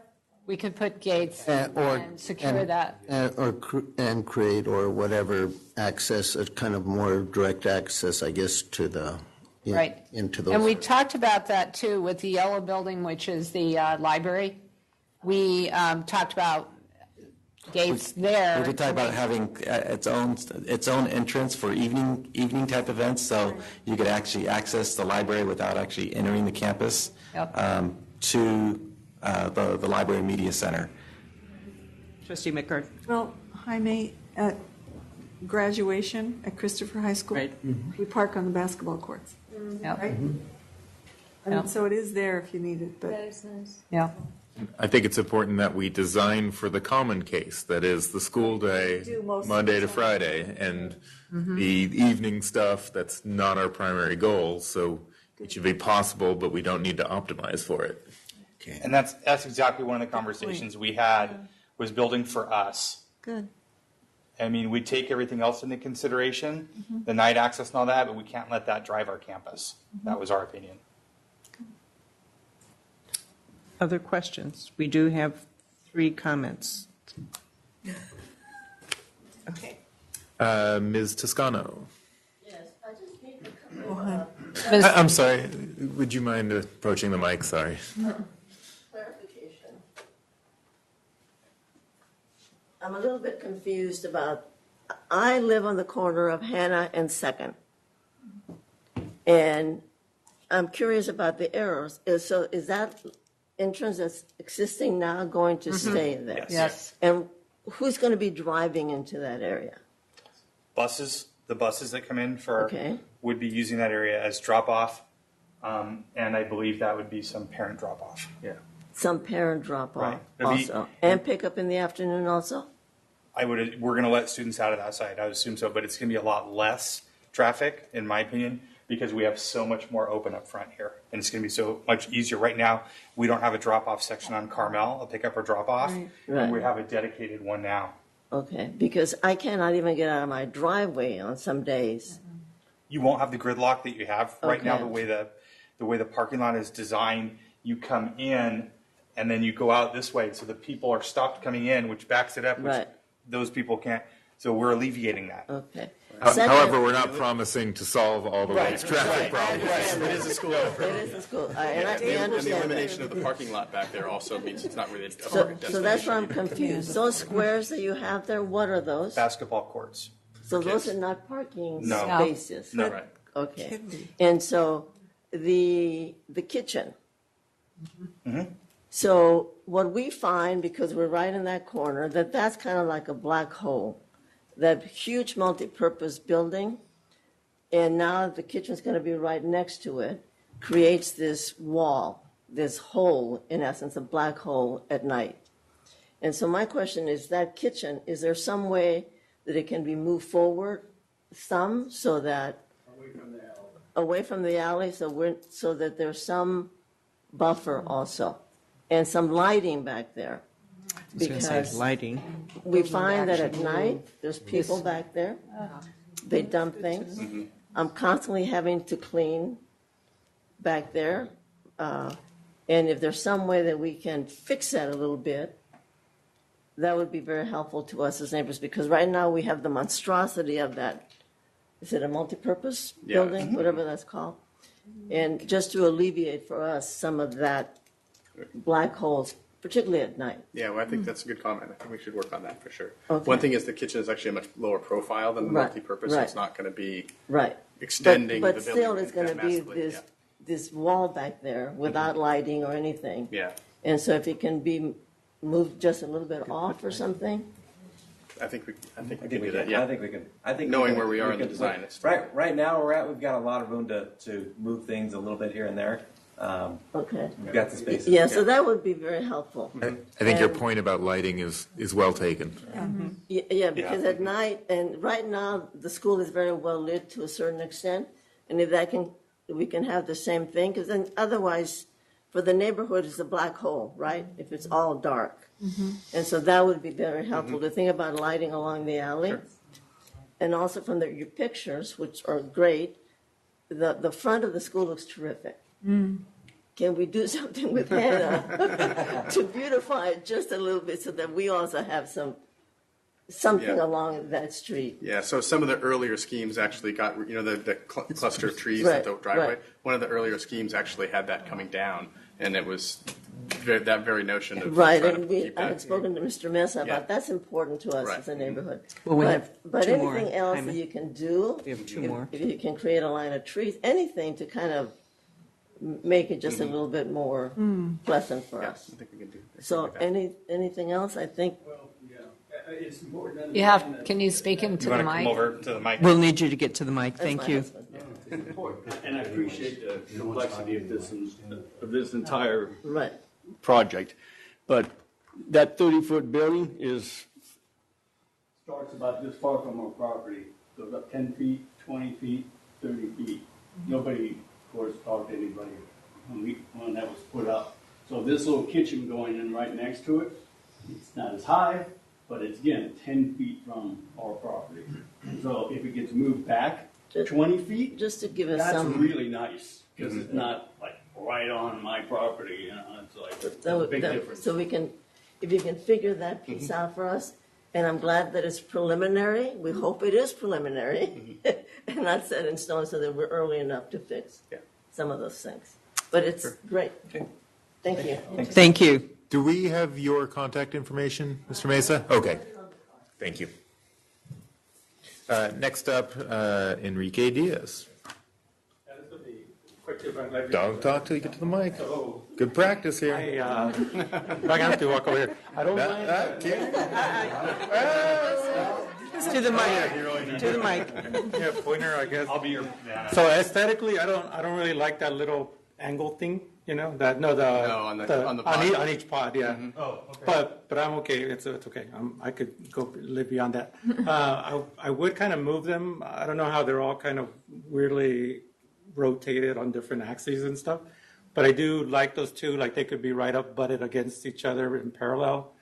This one here, the third eighth building on the bottom could be moved into the corner, and these two sixth ones could be side by side, leaving space for additional growth is kind of what I think about as well. Like it could leave a big open area in the middle for students. I'm assuming it may be like permeable material for the middle part. Mm-hmm. That'd be great. But the real part that I wanted to get to was if I could have a before and after comparison of square footage of classroom space, of open space, and parking spots. That would be a good thing just to share. And I'll take it off the air, I guess. But yeah, square footage wise, it's pretty comparable to what they've got now. That's parking. I think you've got something. Can people Can you speak to the mic, please? In terms of the open space, I don't know the number off. We haven't done that calculation, but parking spaces, there's more parking, so it's something almost double. And in terms of the square footage of the buildings, it's pretty close to comparable. But we have room to expand. We do have room to expand, and I'll touch bases on that. Every classroom pod has 6 classrooms plus a science space. Currently, if we were to build this out, it would be built out for 1,200 students with 6 classroom pods for each space, for each pod. If we build out 5 classrooms per pod, it will be 1,000 students will be able to accommodate. So right now, the idea is to build for 1,000. If we need to, we can add that extra classroom to it and add a 6th classroom. Do I recall that the rotation of the buildings, or was I dreaming, has to do with the solar and that stuff? Yeah, John, you want to? Yeah, they're oriented to kind of like the solar equinoxes. Thank you. With a couple of modifications in order to make sure the entries face towards the courtyard so they could get supervision. Yeah, Visibility trumps. The committee actually solar played with orientation. different orientations, but this one took advantage of solar and everybody agreed with it. So, Mr. Diaz, you like right angles? Is that it? This reminds me, at home, I have one bedroom that I angled the bed. You right? monster. And so I love it. And so one time when our bedroom was being painted, there really is a point to this. We moved into the other bedroom in the angled bed, and my husband was just totally freaked out. He just couldn't. Where am I? It's just, Mike. That's okay. Ms. Hack? Please use the microphone. Can't just speak really loudly. Everyone else is trying that. Can I just pretend that I am? So I was actually just going to speak as a teacher. I have no vested interest, actually. This is for Trustee Good. So 2 really quick points. For the double doors, as a teacher, we, in the Run, Hide, Defend for middle school and high school, we are actually really emphasized on the run part. So if there was an active shooter, having that double door is really nice.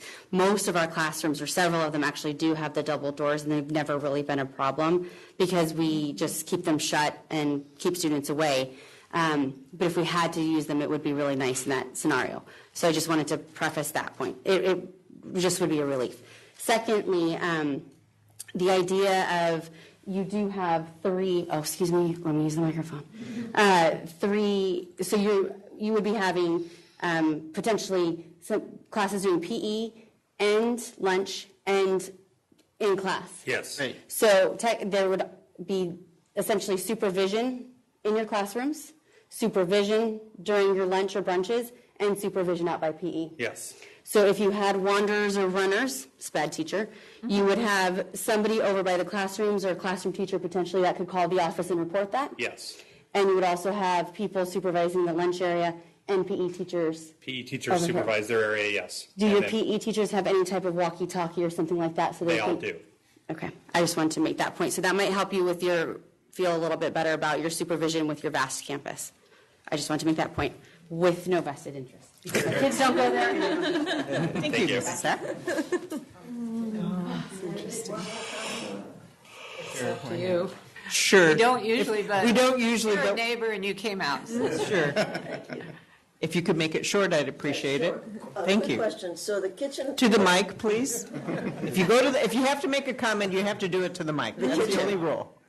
Oh, the mic, the kitchen, the service trucks, the deliveries, how are they going to come into that area? The same way they do now. The same way? The same way. Got it. Okay, thank you. Short. Thank you. Very good. Okay.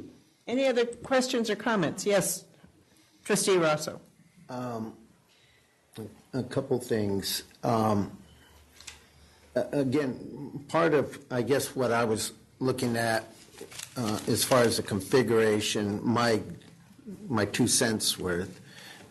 Again, this is kind of a scattered design to me, but I look at something more in this kind of configuration. In other words, clustered almost like duplexes, duplex, duplex, and your main piece with a major, more of a principal quad zone. I mean, my own thinking is we just finished at the high school the quad area that we created there that I think was very successful. I know it's not a duplex. I mean, it's not. It's a 2-story. Single. This is single building. I get that. But it just seems like there's some more uniformity to creating a common area as opposed to a bunch of scattered pods. That's my 2 cents worth. That was one of the things. The other thing that I wanted to comment on is there a thought, the thinking process about walkers and bikers and, coming on to campus and how they're going to camp and how that's a priority since it's a neighborhood school. How are we going to encourage that as in other words, so that everything isn't all about the traffic jam that's going to come to the front with all the cars rushing to drop off their kids? We're hoping to do exactly what we have now. And to the library that's right there, that's sort of the reddish building that's next to the admin building, we're going to have a set of bike racks out there. We're going to have the skateboard racks. And then in the back on the Hannah Street side, we're going to have another bike rack area back there so those students coming in can put theirs there. So we're still having exactly what we have now. We're just repositioning it a little bit. So I guess what I'm saying is right now everything comes into the front of the school, or you say they can come in through the back, right? Yeah, we have bike racks in the front and the back. Okay, so, and as far as accessing the campus, because they all come up here, so they're all going to come in on the existing sidewalks, right?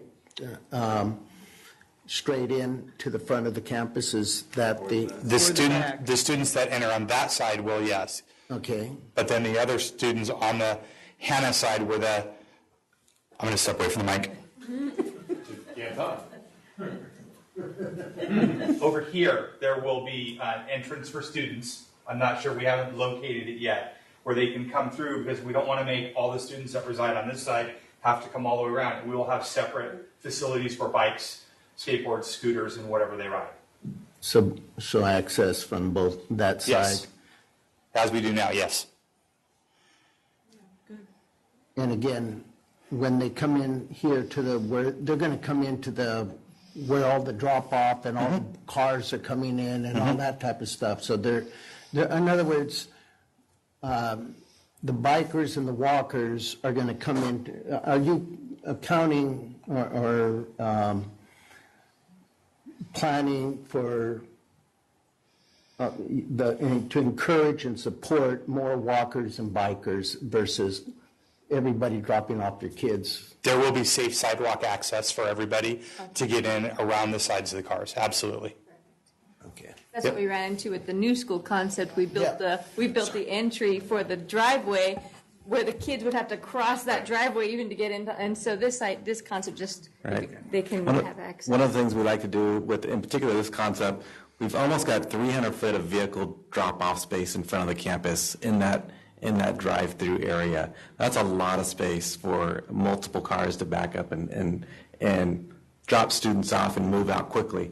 But adjacent to that, we've got an almost 20-foot walkway. I think it's 15 feet right now, a 15-foot walkway for students to be walking next to those cars away and out of the alleyway. So your typical sidewalk is 5 feet, and we're tripling that in front of the campus just to be able to have students away from the vehicles, away from that driveway, and that type of thing. Great.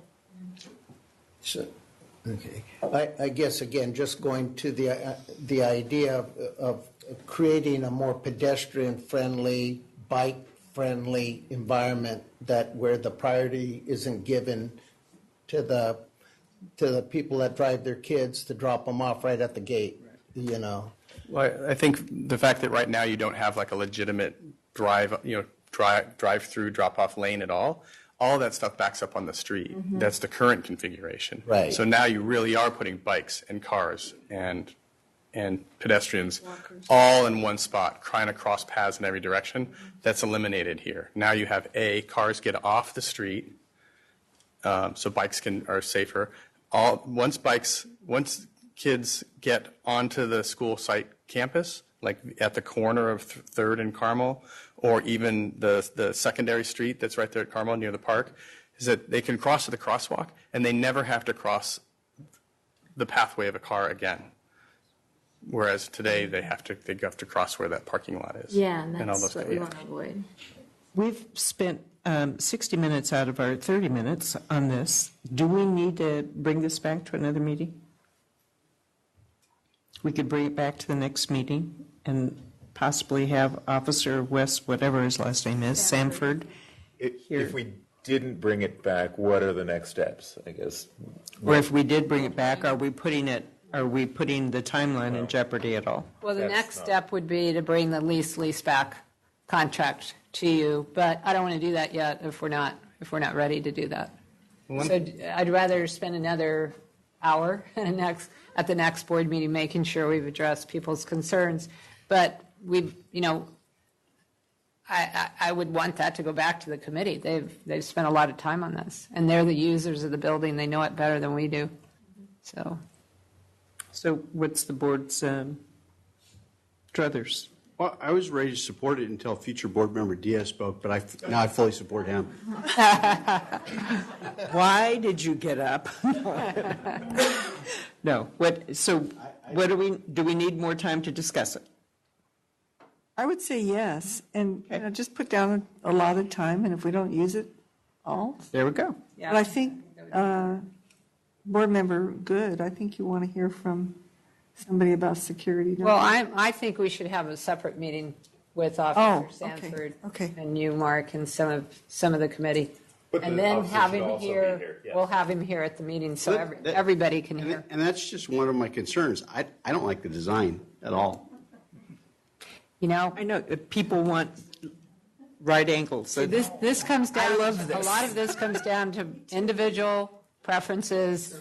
I didn't initially like the buildings at angles. It's really grown on me, and I'm supporting what the staff and the committee wants. I'm a more linear person, kind of like what Jaime was drawing, but I love this design now that we've worked with it a lot. If you recall, the design for the elementary school we were going to build was kind of like one of these clusters. But that was the whole school. Yeah. Not 6 of them. Well, and remember, we did not have a staff working on that. Yeah. We have a staff working on this. That was a brand-new school, and this is the people who are currently working there coming up with this. So it's a whole different dynamic. Part of our thought in this is that when you go with the linear, you lose the outside, and we're going for outside teaching spaces as well. We have the courtyard. We have other areas that they're planning for us where students can go outside and be in that environment. You're getting away from that linear, what I like to, it's just like a jail. Mm-hmm. I mean, I'm sorry, Yeah. but it's a jail. And you're actually adding more opportunities, more space, and it's going to feel better. I'm as linear gets. Math teacher raised by a NASA engineer. I'm linear. I love this. Okay, so we're going to move on. Thank you very much, and we will put this on our next agenda. I'm sorry, gentlemen, but we'll see you again.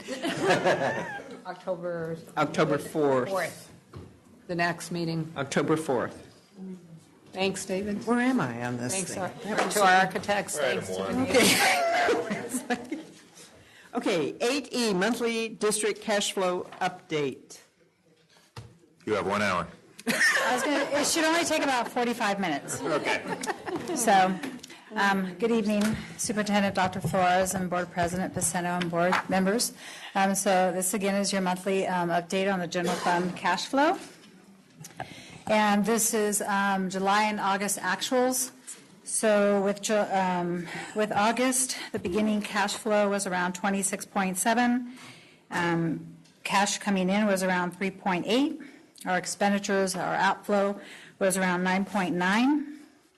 Our ending cash balance for the month of August with a TRAN is 19.7 million, and then without a TRAN it would be around 14.7.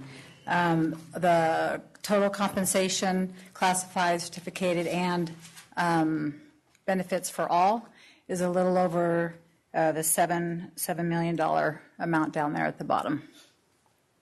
And then the rest of the month, September through June, is a projection. And actually, I changed this so it's based off of our revised adopted, or our adopted when we add the carryover to the budget. So that's within here. And then this is just another way of looking at the numbers. Mm-hmm. Questions? Right. Questions, board members? 45 minutes worth of questions? Wow, how did you do that? Thank you, Mrs. Smith. Thank you. Okay, we have item 7F, resolution. Good evening, Board. Good evening, Superintendent, members of the public.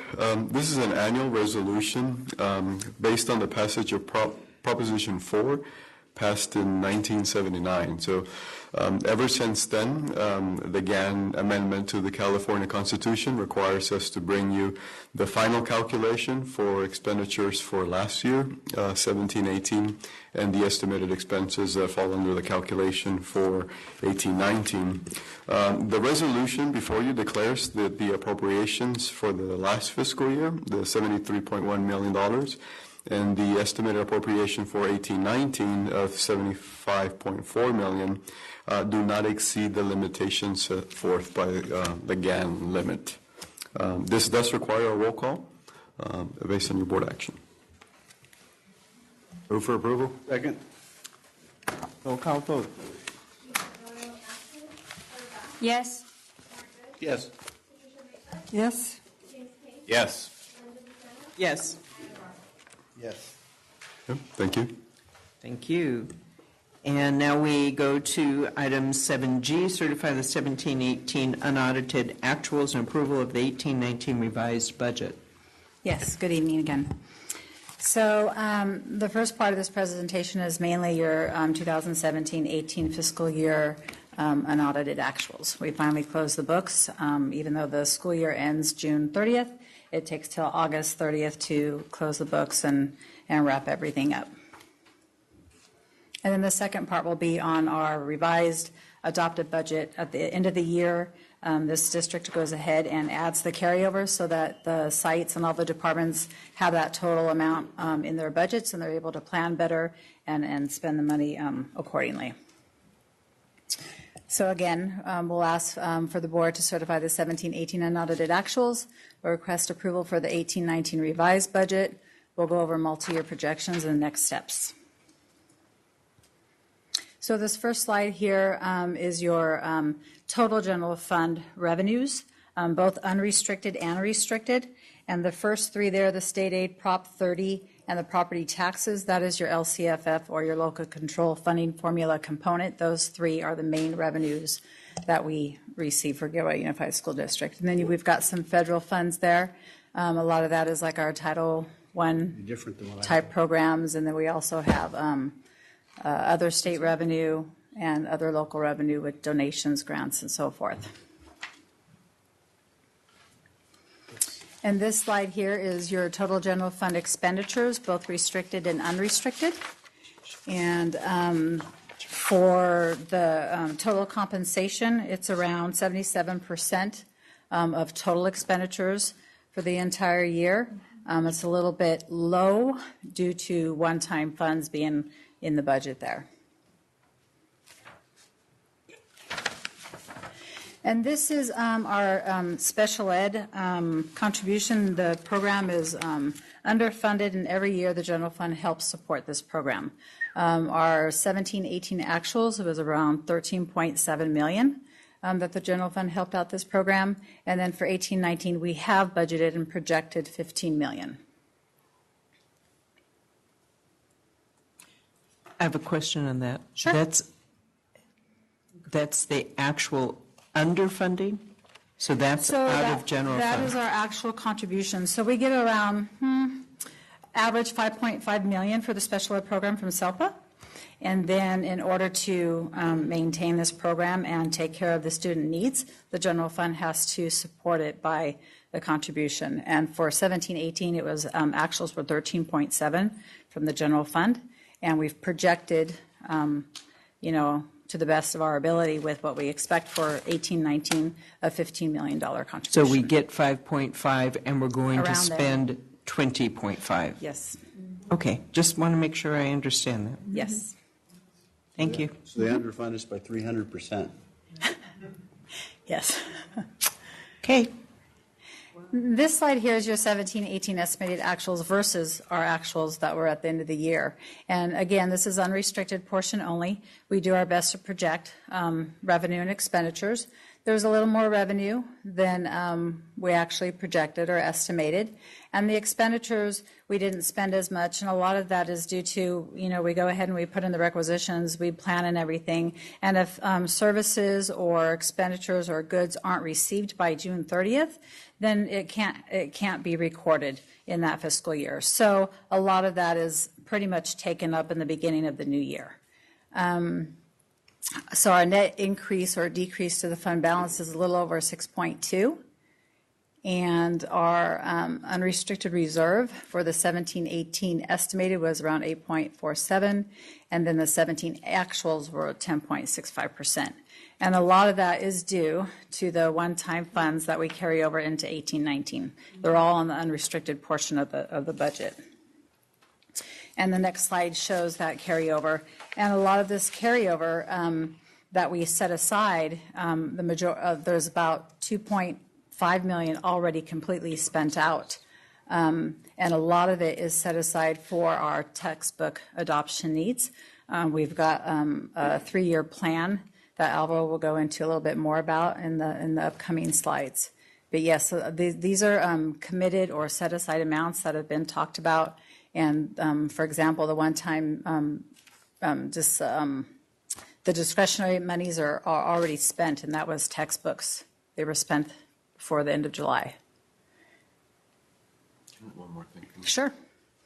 On this slide, I'd just like to add one more thing that's key. The deferred maintenance, $922,000. That's essentially all their allocation for last year, plus the match from the state. Because remember, we have Measure E, a one-time $1 million out of Measure E. So when we slam the brakes really on the elementary project that was supposed to eat up a lot of our bond funds, we have to quickly shift gears to spend the bond funds to avoid an arbitrage earnings on those on the interest that we're generating, sitting on all that cash. So we literally just spend every dime out of that $1 million out of Measure E from the general fund deferred maintenance, rather than having it from the general fund. We spend the Measure E, so that allowed us to essentially save all that carryover, and now we have a budget for the roofs and things like that Dan can pursue this year. But it's really a whole year's worth of allocation and then some, precisely because we did what we had to do, spend the bond funds first, save the general fund, but it's not an ongoing savings. It's a $1 million savings that we had because we used that $1 million off Measure E. That's it. That's all we have for deferred maintenance, specifically for that. Everything else is tied up into projects like Brownell, South Valley, and the major technology renovations that we undertook already. So that's why I want to clarify why that $922,000 is sitting there, when we all know Dan has a lot of projects to fill. And the rest of the slide, it's really a breakout of the textbook adoption needs in the cycle. It's almost $2.6 million there for textbooks, and our textbook needs over the next, this year and the subsequent 2 years are really laid out nicely here in this table, and Ed Services helped me put it together. Now, do we have to do all these textbook adoptions? Maybe, maybe not. This is something that we're going to consider along with the Ed Services team and our cabinet and have future discussions on it. We could perhaps delay a couple of them, perhaps not all in those years as it laid out. This is just a scenario. If we do it in this way, we will be spending over $6 million in the next 3 years. That's a hefty price tag, and a reason why we have to save those one-time funds for this purpose. We want to be prepared for these adoptions. Some of them have to happen faster than others, and I'm not the expert on that stuff, but I suppose that the science has to happen, and some other social studies and languages and stuff like that may or may not be as necessary or as urgent. Before I start with the multi-year projection, I want to really emphasize that the multi-year projection is a projection, not a prediction, okay? And there's a very strong difference between me saying I predict the future, which I wouldn't be here today. It's a projection given based on the set of assumptions. As soon as something on the assumptions change, of course the numbers will change. So to come here and show you a multi-year projection today, it's already outdated, precisely because we're happy that we reached a TA with our bargaining unit of teachers. We still have yet to reach our bargaining unit with the paraprofessionals for last year. So having said that, there are risks to the multi-year projection that are always going to be ongoing.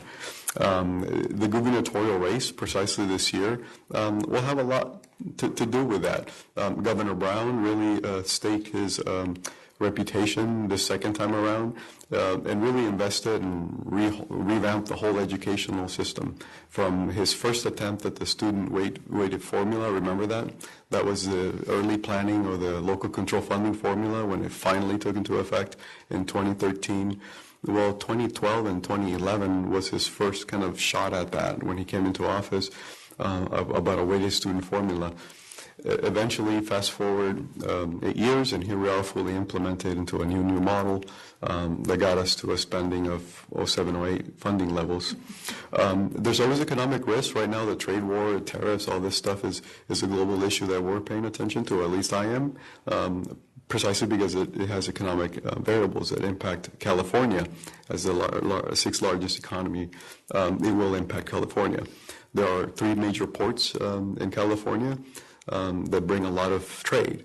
And with that, it's a lot of resources for the state that then offsets the state budget and doesn't have to pull as much of the weight to fund us.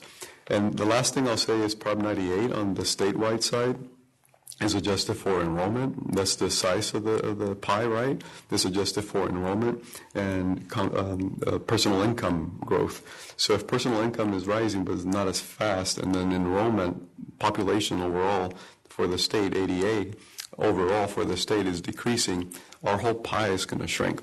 At the same time, we're dealing with local issues of declining enrollment. We're declining. And so also the percentage of ADA dropped last year. That's just attendance issue. One of the principals earlier mentioned that the flu season, it hit us hard last year, and we definitely saw almost a full percentage drop in ADA, which is $1 million of revenue. That hurt. So that was another compounding issue. Not only are we declining enrollment, not only are we declining ADA, average daily attendance, but the percentage of that is also, we saw a drop last year.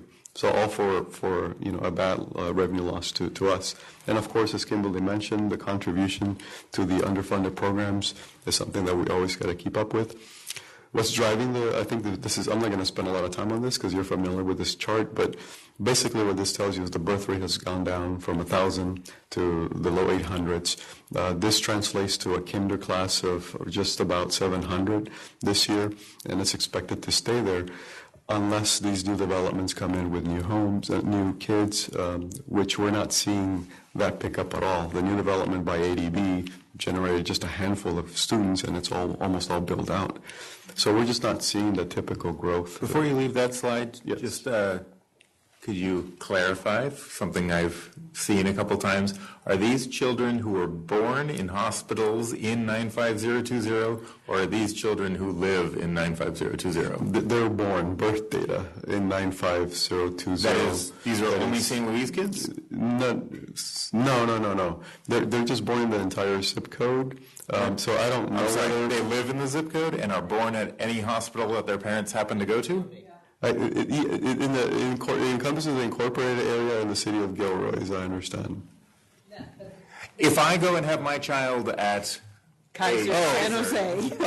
So live in Gilroy. Thank you. I'm sorry. My two kids are in this count, and they were born in Santa Cruz County, but I live here. Right. That's what right. So I'm sorry. Some people, it took me a while. We've seen some correspondence about this issue, and people are confused about that. They're thinking Yes. this is only kids that are born in St. Louis. No. Oh, I Thank see. you. Born everywhere. They can be born everywhere, but they live here. They have a 95020 address. Yes, precisely. Thank you. Thank you for that important question. And thank you for allowing me to clarify it. So this is just another statewide enrollment projection. The key thing about this, you don't have to know all the mechanics of how Prop 98 works, but you don't want that to go down. That's essentially it. Because if it goes down, Prop 98 overall, the state level goes down, compounding the effect of our local declining enrollment. It's not a good thing for our revenue sources. I'm not going to spend a lot of time on this one, on this chart, because first off, it's small and the public can't see it.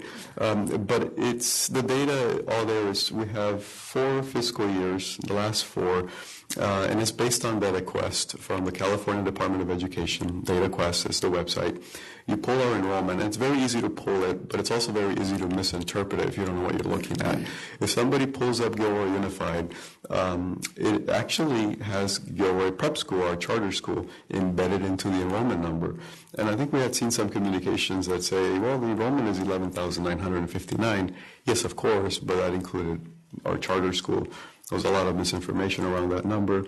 But that's on the very bottom, it illustrates the percentage of P2 to the enrollment of only Gilroy Unified School District, the 10,889.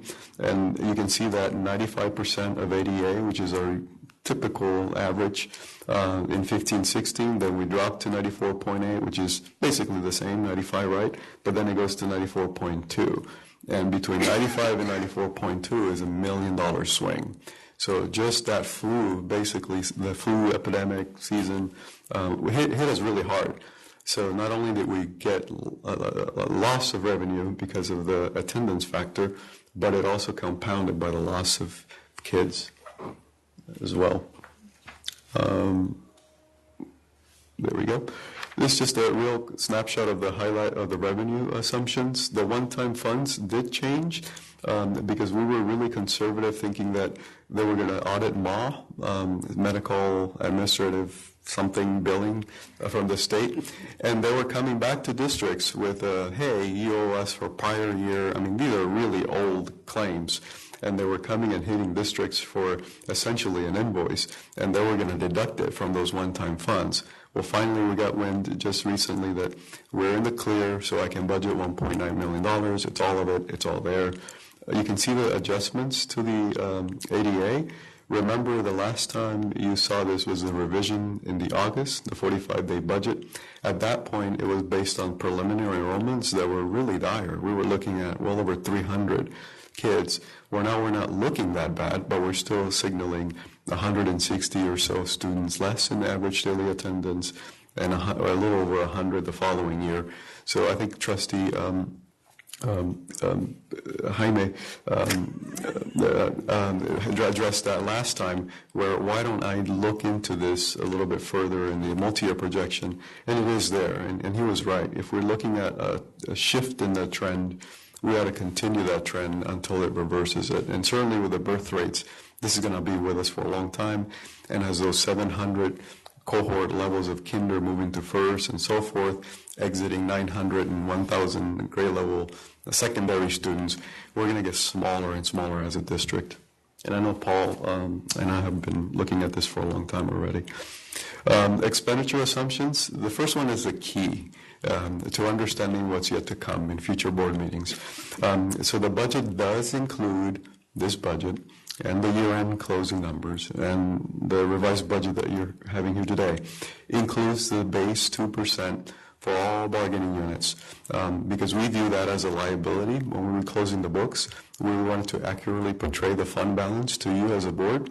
So we view that as, hey, we made an offer at the table, we've given it to other units, we owe that to GTA and the paraprofessionals. So we booked that as a liability. We also have that in our budget. That's the piece that's there. The rest, of course, isn't.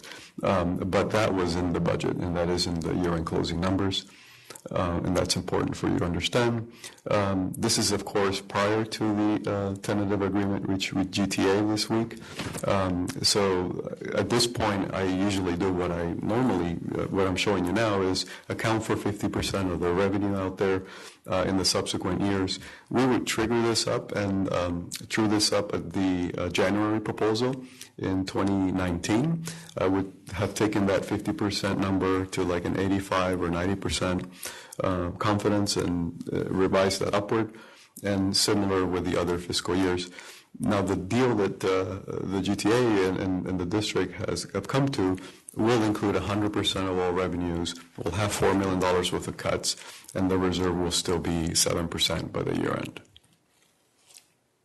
But this is one example of why multi-year projections are not predictions. They're just projections given a set of assumptions. Kimberly will cover the other funds. Okay, so these are the other funds, the restricted funds. So I'll just basically go over the ending fund balance at the end there. So our adult ed, they have a carryover that gets budgeted in 18-19 of $199,474. Our child development fund 12, we actually have a reserve this year. We have $160,693. We did not need to use the contribution.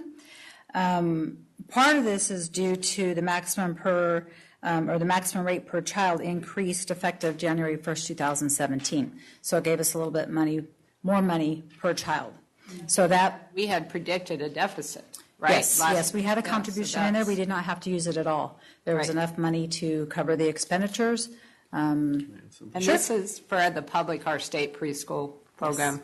Yeah, and our superintendent is right. We projected a deficit precisely because it was based on last year. Last year, it was $203,000, and mid-year we cut it down to $103,000.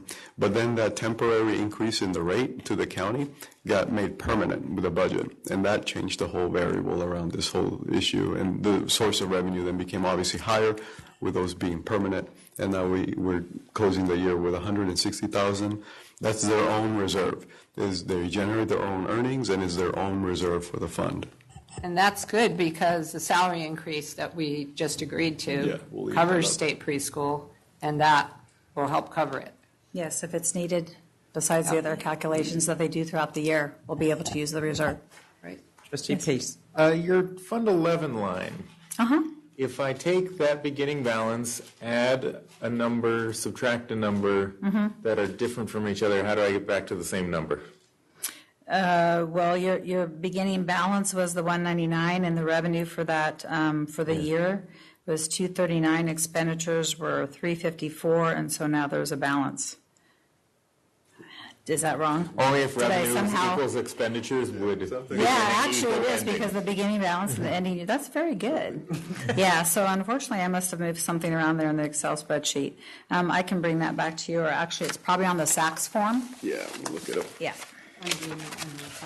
They do have a carryover, but I know So it's not 199. Another 100, so it's 99. Yeah, it does. It doesn't make sense. It's the beginning and the ending balance. Yeah.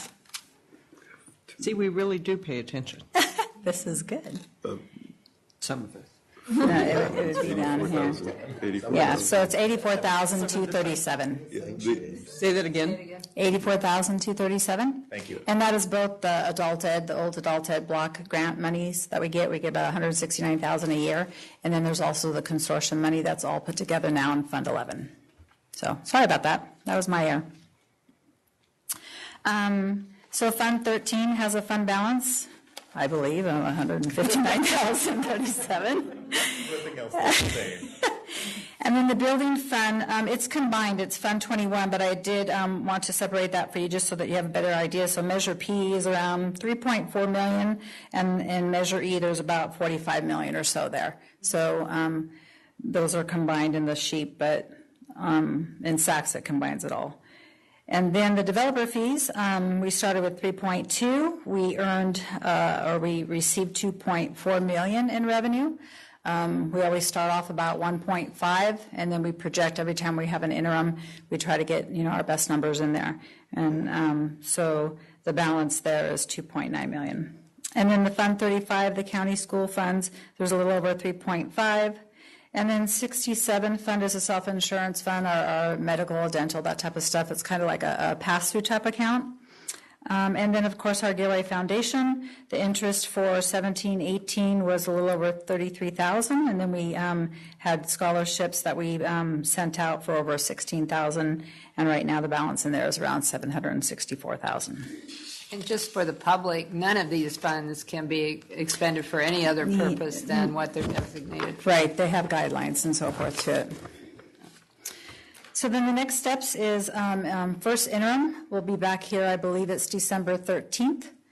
And we'll be looking at that. We'll start preparing for that actually right now. The audit report to the governing board will be in December or January. And then we'll be looking at revising the multi-year forecast as needed going forward. And then the last slide here is that we request that the board, certify or approve our 17-18 unaudited actuals, and that we approve the revised 18-19 adopted budget. Questions or comments, board members? I'll entertain a motion if there's no questions or comments. Move approval. Second. All those in favor? Aye. Opposed? Motion carries. Thank you. Thank you. H, provisional internship permit request. Latina Wharton, South Valley Middle School, 7th grade ELA core teacher, Mr. Winslow. Good evening, board again. We are requesting that the board approve a provisional internship permit request for Latina Wharton, who's currently working at South Valley Middle School in 7th grade ELA core. Move approval. Second. All those in favor? Aye. Opposed? Motion carries. Thank you. 8A, Facilities and Maintenance Operations Monthly Update. Mr. Bombachi, Mr. McCullough.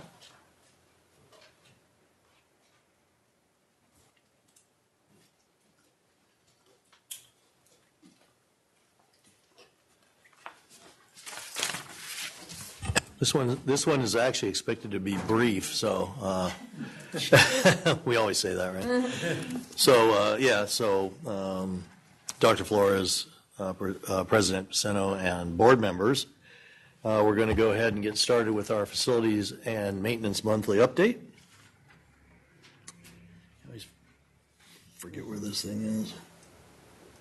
Where is it? Oh, there it is right there.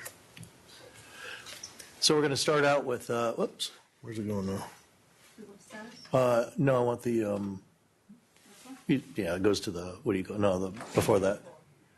The list of, so go ahead. There it is, status of project. So tonight we'll be talking about the Brownell Modernization Project, Gilroy High School new math building, and the Gilroy Early College Academy new science lab. We have some items for to be voted on. First one's the Brownell Middle School modernization project. As you recall, we brought on Padre to do the toxic studies over at the school. And along with that, they're doing the preliminary endangerment assessment. But along with that, there's always the Department of Toxic Substance Control has to have their oversight. And so really, this is, as somebody's eloquently put it, this is a cost of doing business. This is not something we cannot do. So basically, this is a ratification of contract with the Department of Toxic Substance Control because they had already billed us for I think $6,000. $6,000. So that's why it's a ratification, but it should be a contract. Okay, the second one, next one. Gilroy High School new math building, Phase 3 modular project. This is actually a two-part. This is a ratification of contract with EF&S Concrete. This was for the apron that separates, that goes between the parking lot and the asphalt near the pool. So that's that gate that's there. The two parts are, number one, the old one was not ADA compliant, so we had to change the whole apron to get the numbers and get them right. But the second part was we also had to do an ADA entrance specifically for the new future pool project. So since we were doing that, we did them both at the same time. So we'll be charging this to both of those projects, almost a 50-50. And so we do have the new gate for the pool entry. We don't have to leave that whole gate open anymore. When the football players come through, there's a 4-foot gate. I mean, the football watchers, they'll come through and it'll funnel them right over to the ticket booth just like it does now. So that's going to work out really well. They always left both those big gates open, and now we can tie it into just a 4-foot gate, and that's plenty big enough. So anyway, there was a couple of really good things that came out of this. And of course, he did just an excellent job.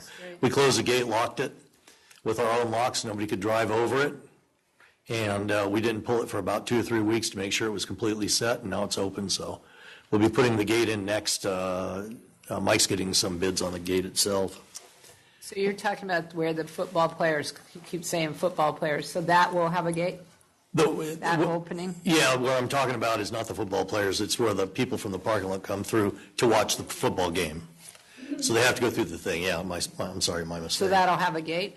Yeah, it has a gate. It's going to have a 4-foot gate. We're going to install that hopefully in the next week or two. And so instead of having to open those, and same thing for the pool, when during the summer when the kids come in, they'll go through the 4-foot gate instead of opening that big gate, because what that does is invite traffic onto the campus. And we don't want that. They should go through the electric gate only to get onto the campus, and they'd have to have the numbers. So. And of course, the day that this incident occurred at Gilroy High was right after this work was done, so the contractors still had their lock on it, and we couldn't open it. Oh yeah. That's too bad. But we had to let it, I know if I put a regular lock on it, it was going to get open when it was still green. We had to put on a separate lock. Yeah. Sorry about that, but they either drive through them or cut them. If they needed to. Yeah, that's fire department, same thing. They're all designed to be driven over. Last piece I have here is the Gilroy Early College Academy new science lab. This is the contract with Jerome Marzelinski Construction for the Inspector of Record Services. This one I'll be bringing in next board meeting. I'll be bringing the authorization to solicit bids. So we need to get all these on board ahead of time, because we can't open the Division of the State Architect box without an IOR. They're the ones that do that now. So that's how it gets started. That's even to go to get the back check for DSA. So. Questions or comments, board members?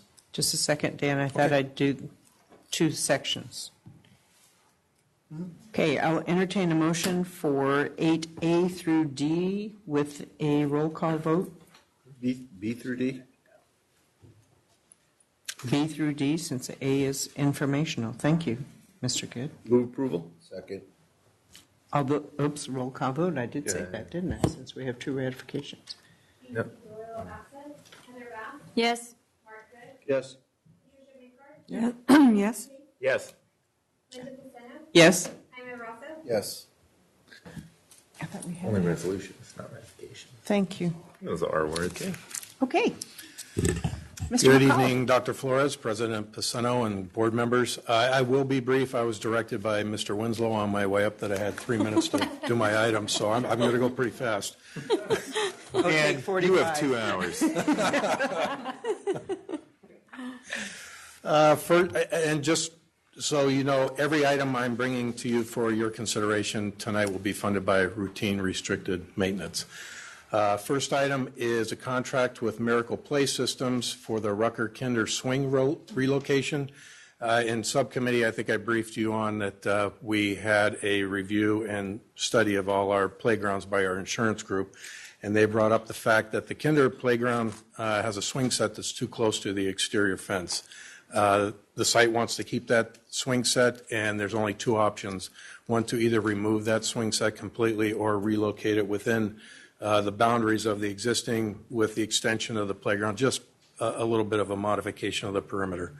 So that cost is $9,728.50. Next item is also with Miracle Play Systems, goes along with that same safety inspection we had. There's miscellaneous repairs around at all the equipment. We have older playgrounds, they're aging, they're heavily used. We do a very good job of keeping them safe, but they do have some issues. And the issues they do have that were brought out in the report, I would like Miracle, since it's their equipment, to come out with their people and fix it. And then we will follow up with training with our insurance group, so our guys will be able to do some of these repairs in the future. But there are other repairs that really absolutely have to be done by a qualified technician, and that's what Miracle provides. So there's, I believe, 5 sites involved in this. That's $27,688.54. I will be bringing you more repairs that have come up, and they're not major, but there are some more that have come up just recently that I'll bring to the next meeting. Oh, you beat me to it there, Mr. Bill. Next is ratification of cost of services with animal damage management for bird exclusion work at Gilroy High School. They have done some exclusion work there that was very successful to the entire G building.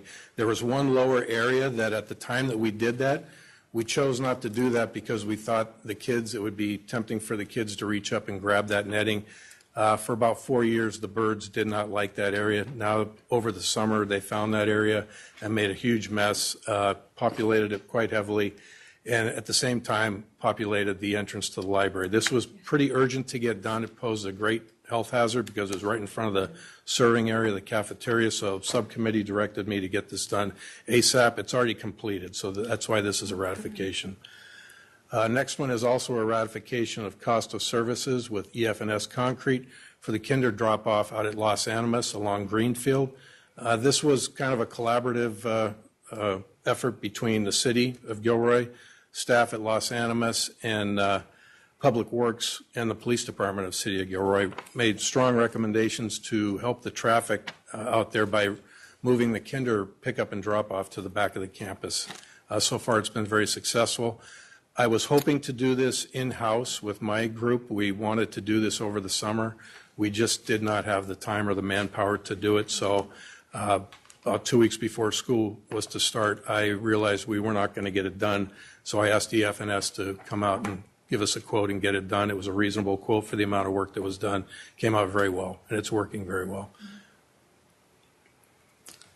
We have more. Another contract with EF&S for parking lot repairs out at Gilroy High on 10th Street. This is out by the baseball fields. It's kind of the similar thing that happened out here in the district office. The trees get too large for the wells. They start to uplift the asphalt and destroy the curbing around it. So we had asked EF&S to come out and take a look, give us a quote. It's a reasonable quote for the amount of work that is there. There's one tree that has to be removed. It will be replaced with another tree. Thank you. We always try to replace, if we take a tree out, replace it with a new tree. So the cost of that is $28,566. Last one is contract with Total Security Concept Systems for the camera replacement at Gilroy High. This was a camera that was stolen last school year, towards the end of the year, out by the back of the stadium. It has a broad coverage. It's a very expensive camera. It's one of the tilt and zoom 360 cameras. That's why the cost is so high, and we are opting to propose the option of putting it on a pole instead of a roof mount where it's accessible again by somebody can get up there with a ladder easily and steal the camera again. So this would be up on a 20-foot pole, so it'd be out of reach. Did this very expensive camera capture the person who stole it? Yes, it did. They were not, we weren't able to identify them, but we got their face and they yanked the camera off, and that was it. Okay. We have had that happen before where the police department, they were able to identify the person as they took a camera from South Valley. But this one, unfortunately, they couldn't identify. So we had that person's face for a split second. Post that everywhere? I was just saying, Worries not to. we have like numbers on them, so they can't resell them. How does that work? We don't have numbers. They have serial numbers on the cameras, but we don't have that record to the police department. But that's a good point. We probably should do that in the future. Just wondering. Any questions or comments, board members? I will entertain a motion to pass items 8E through J. So moved. All those in favor? Aye. Aye. All those opposed? We're a little slow tonight on the updates. Thank you. Thank you. Thank you. I'm sorry, Mr. Winslow, I went over. It's okay. We like the treat. Okay, item 9, board members' reports. Hearing none. 10, upcoming and new referral agenda items. Hearing none. Announcements. The next regular meeting of the Board of Education will be held on Thursday, October 4th, right here. Closed session will be held at 5. Study session will begin at 6. Regular meeting at 7, and the agenda will be available on the district website at 5 p.m. Friday, September 28th, 2018. Hey, do we have another meeting coming up, though? Yes, we do. We have a meeting on Monday, September 24th at the City Council chambers with the City Council. So it will be a joint meeting. You're all invited to attend that wonderful meeting. We'll see you there. It's going to be actually at City Council chambers? That's what it says, City Council chambers, City Hall. That's why I was looking at Here's the agenda if you want to. Police department. I know. It's posted already. It says City Council chambers. Okay, this meeting is adjourned.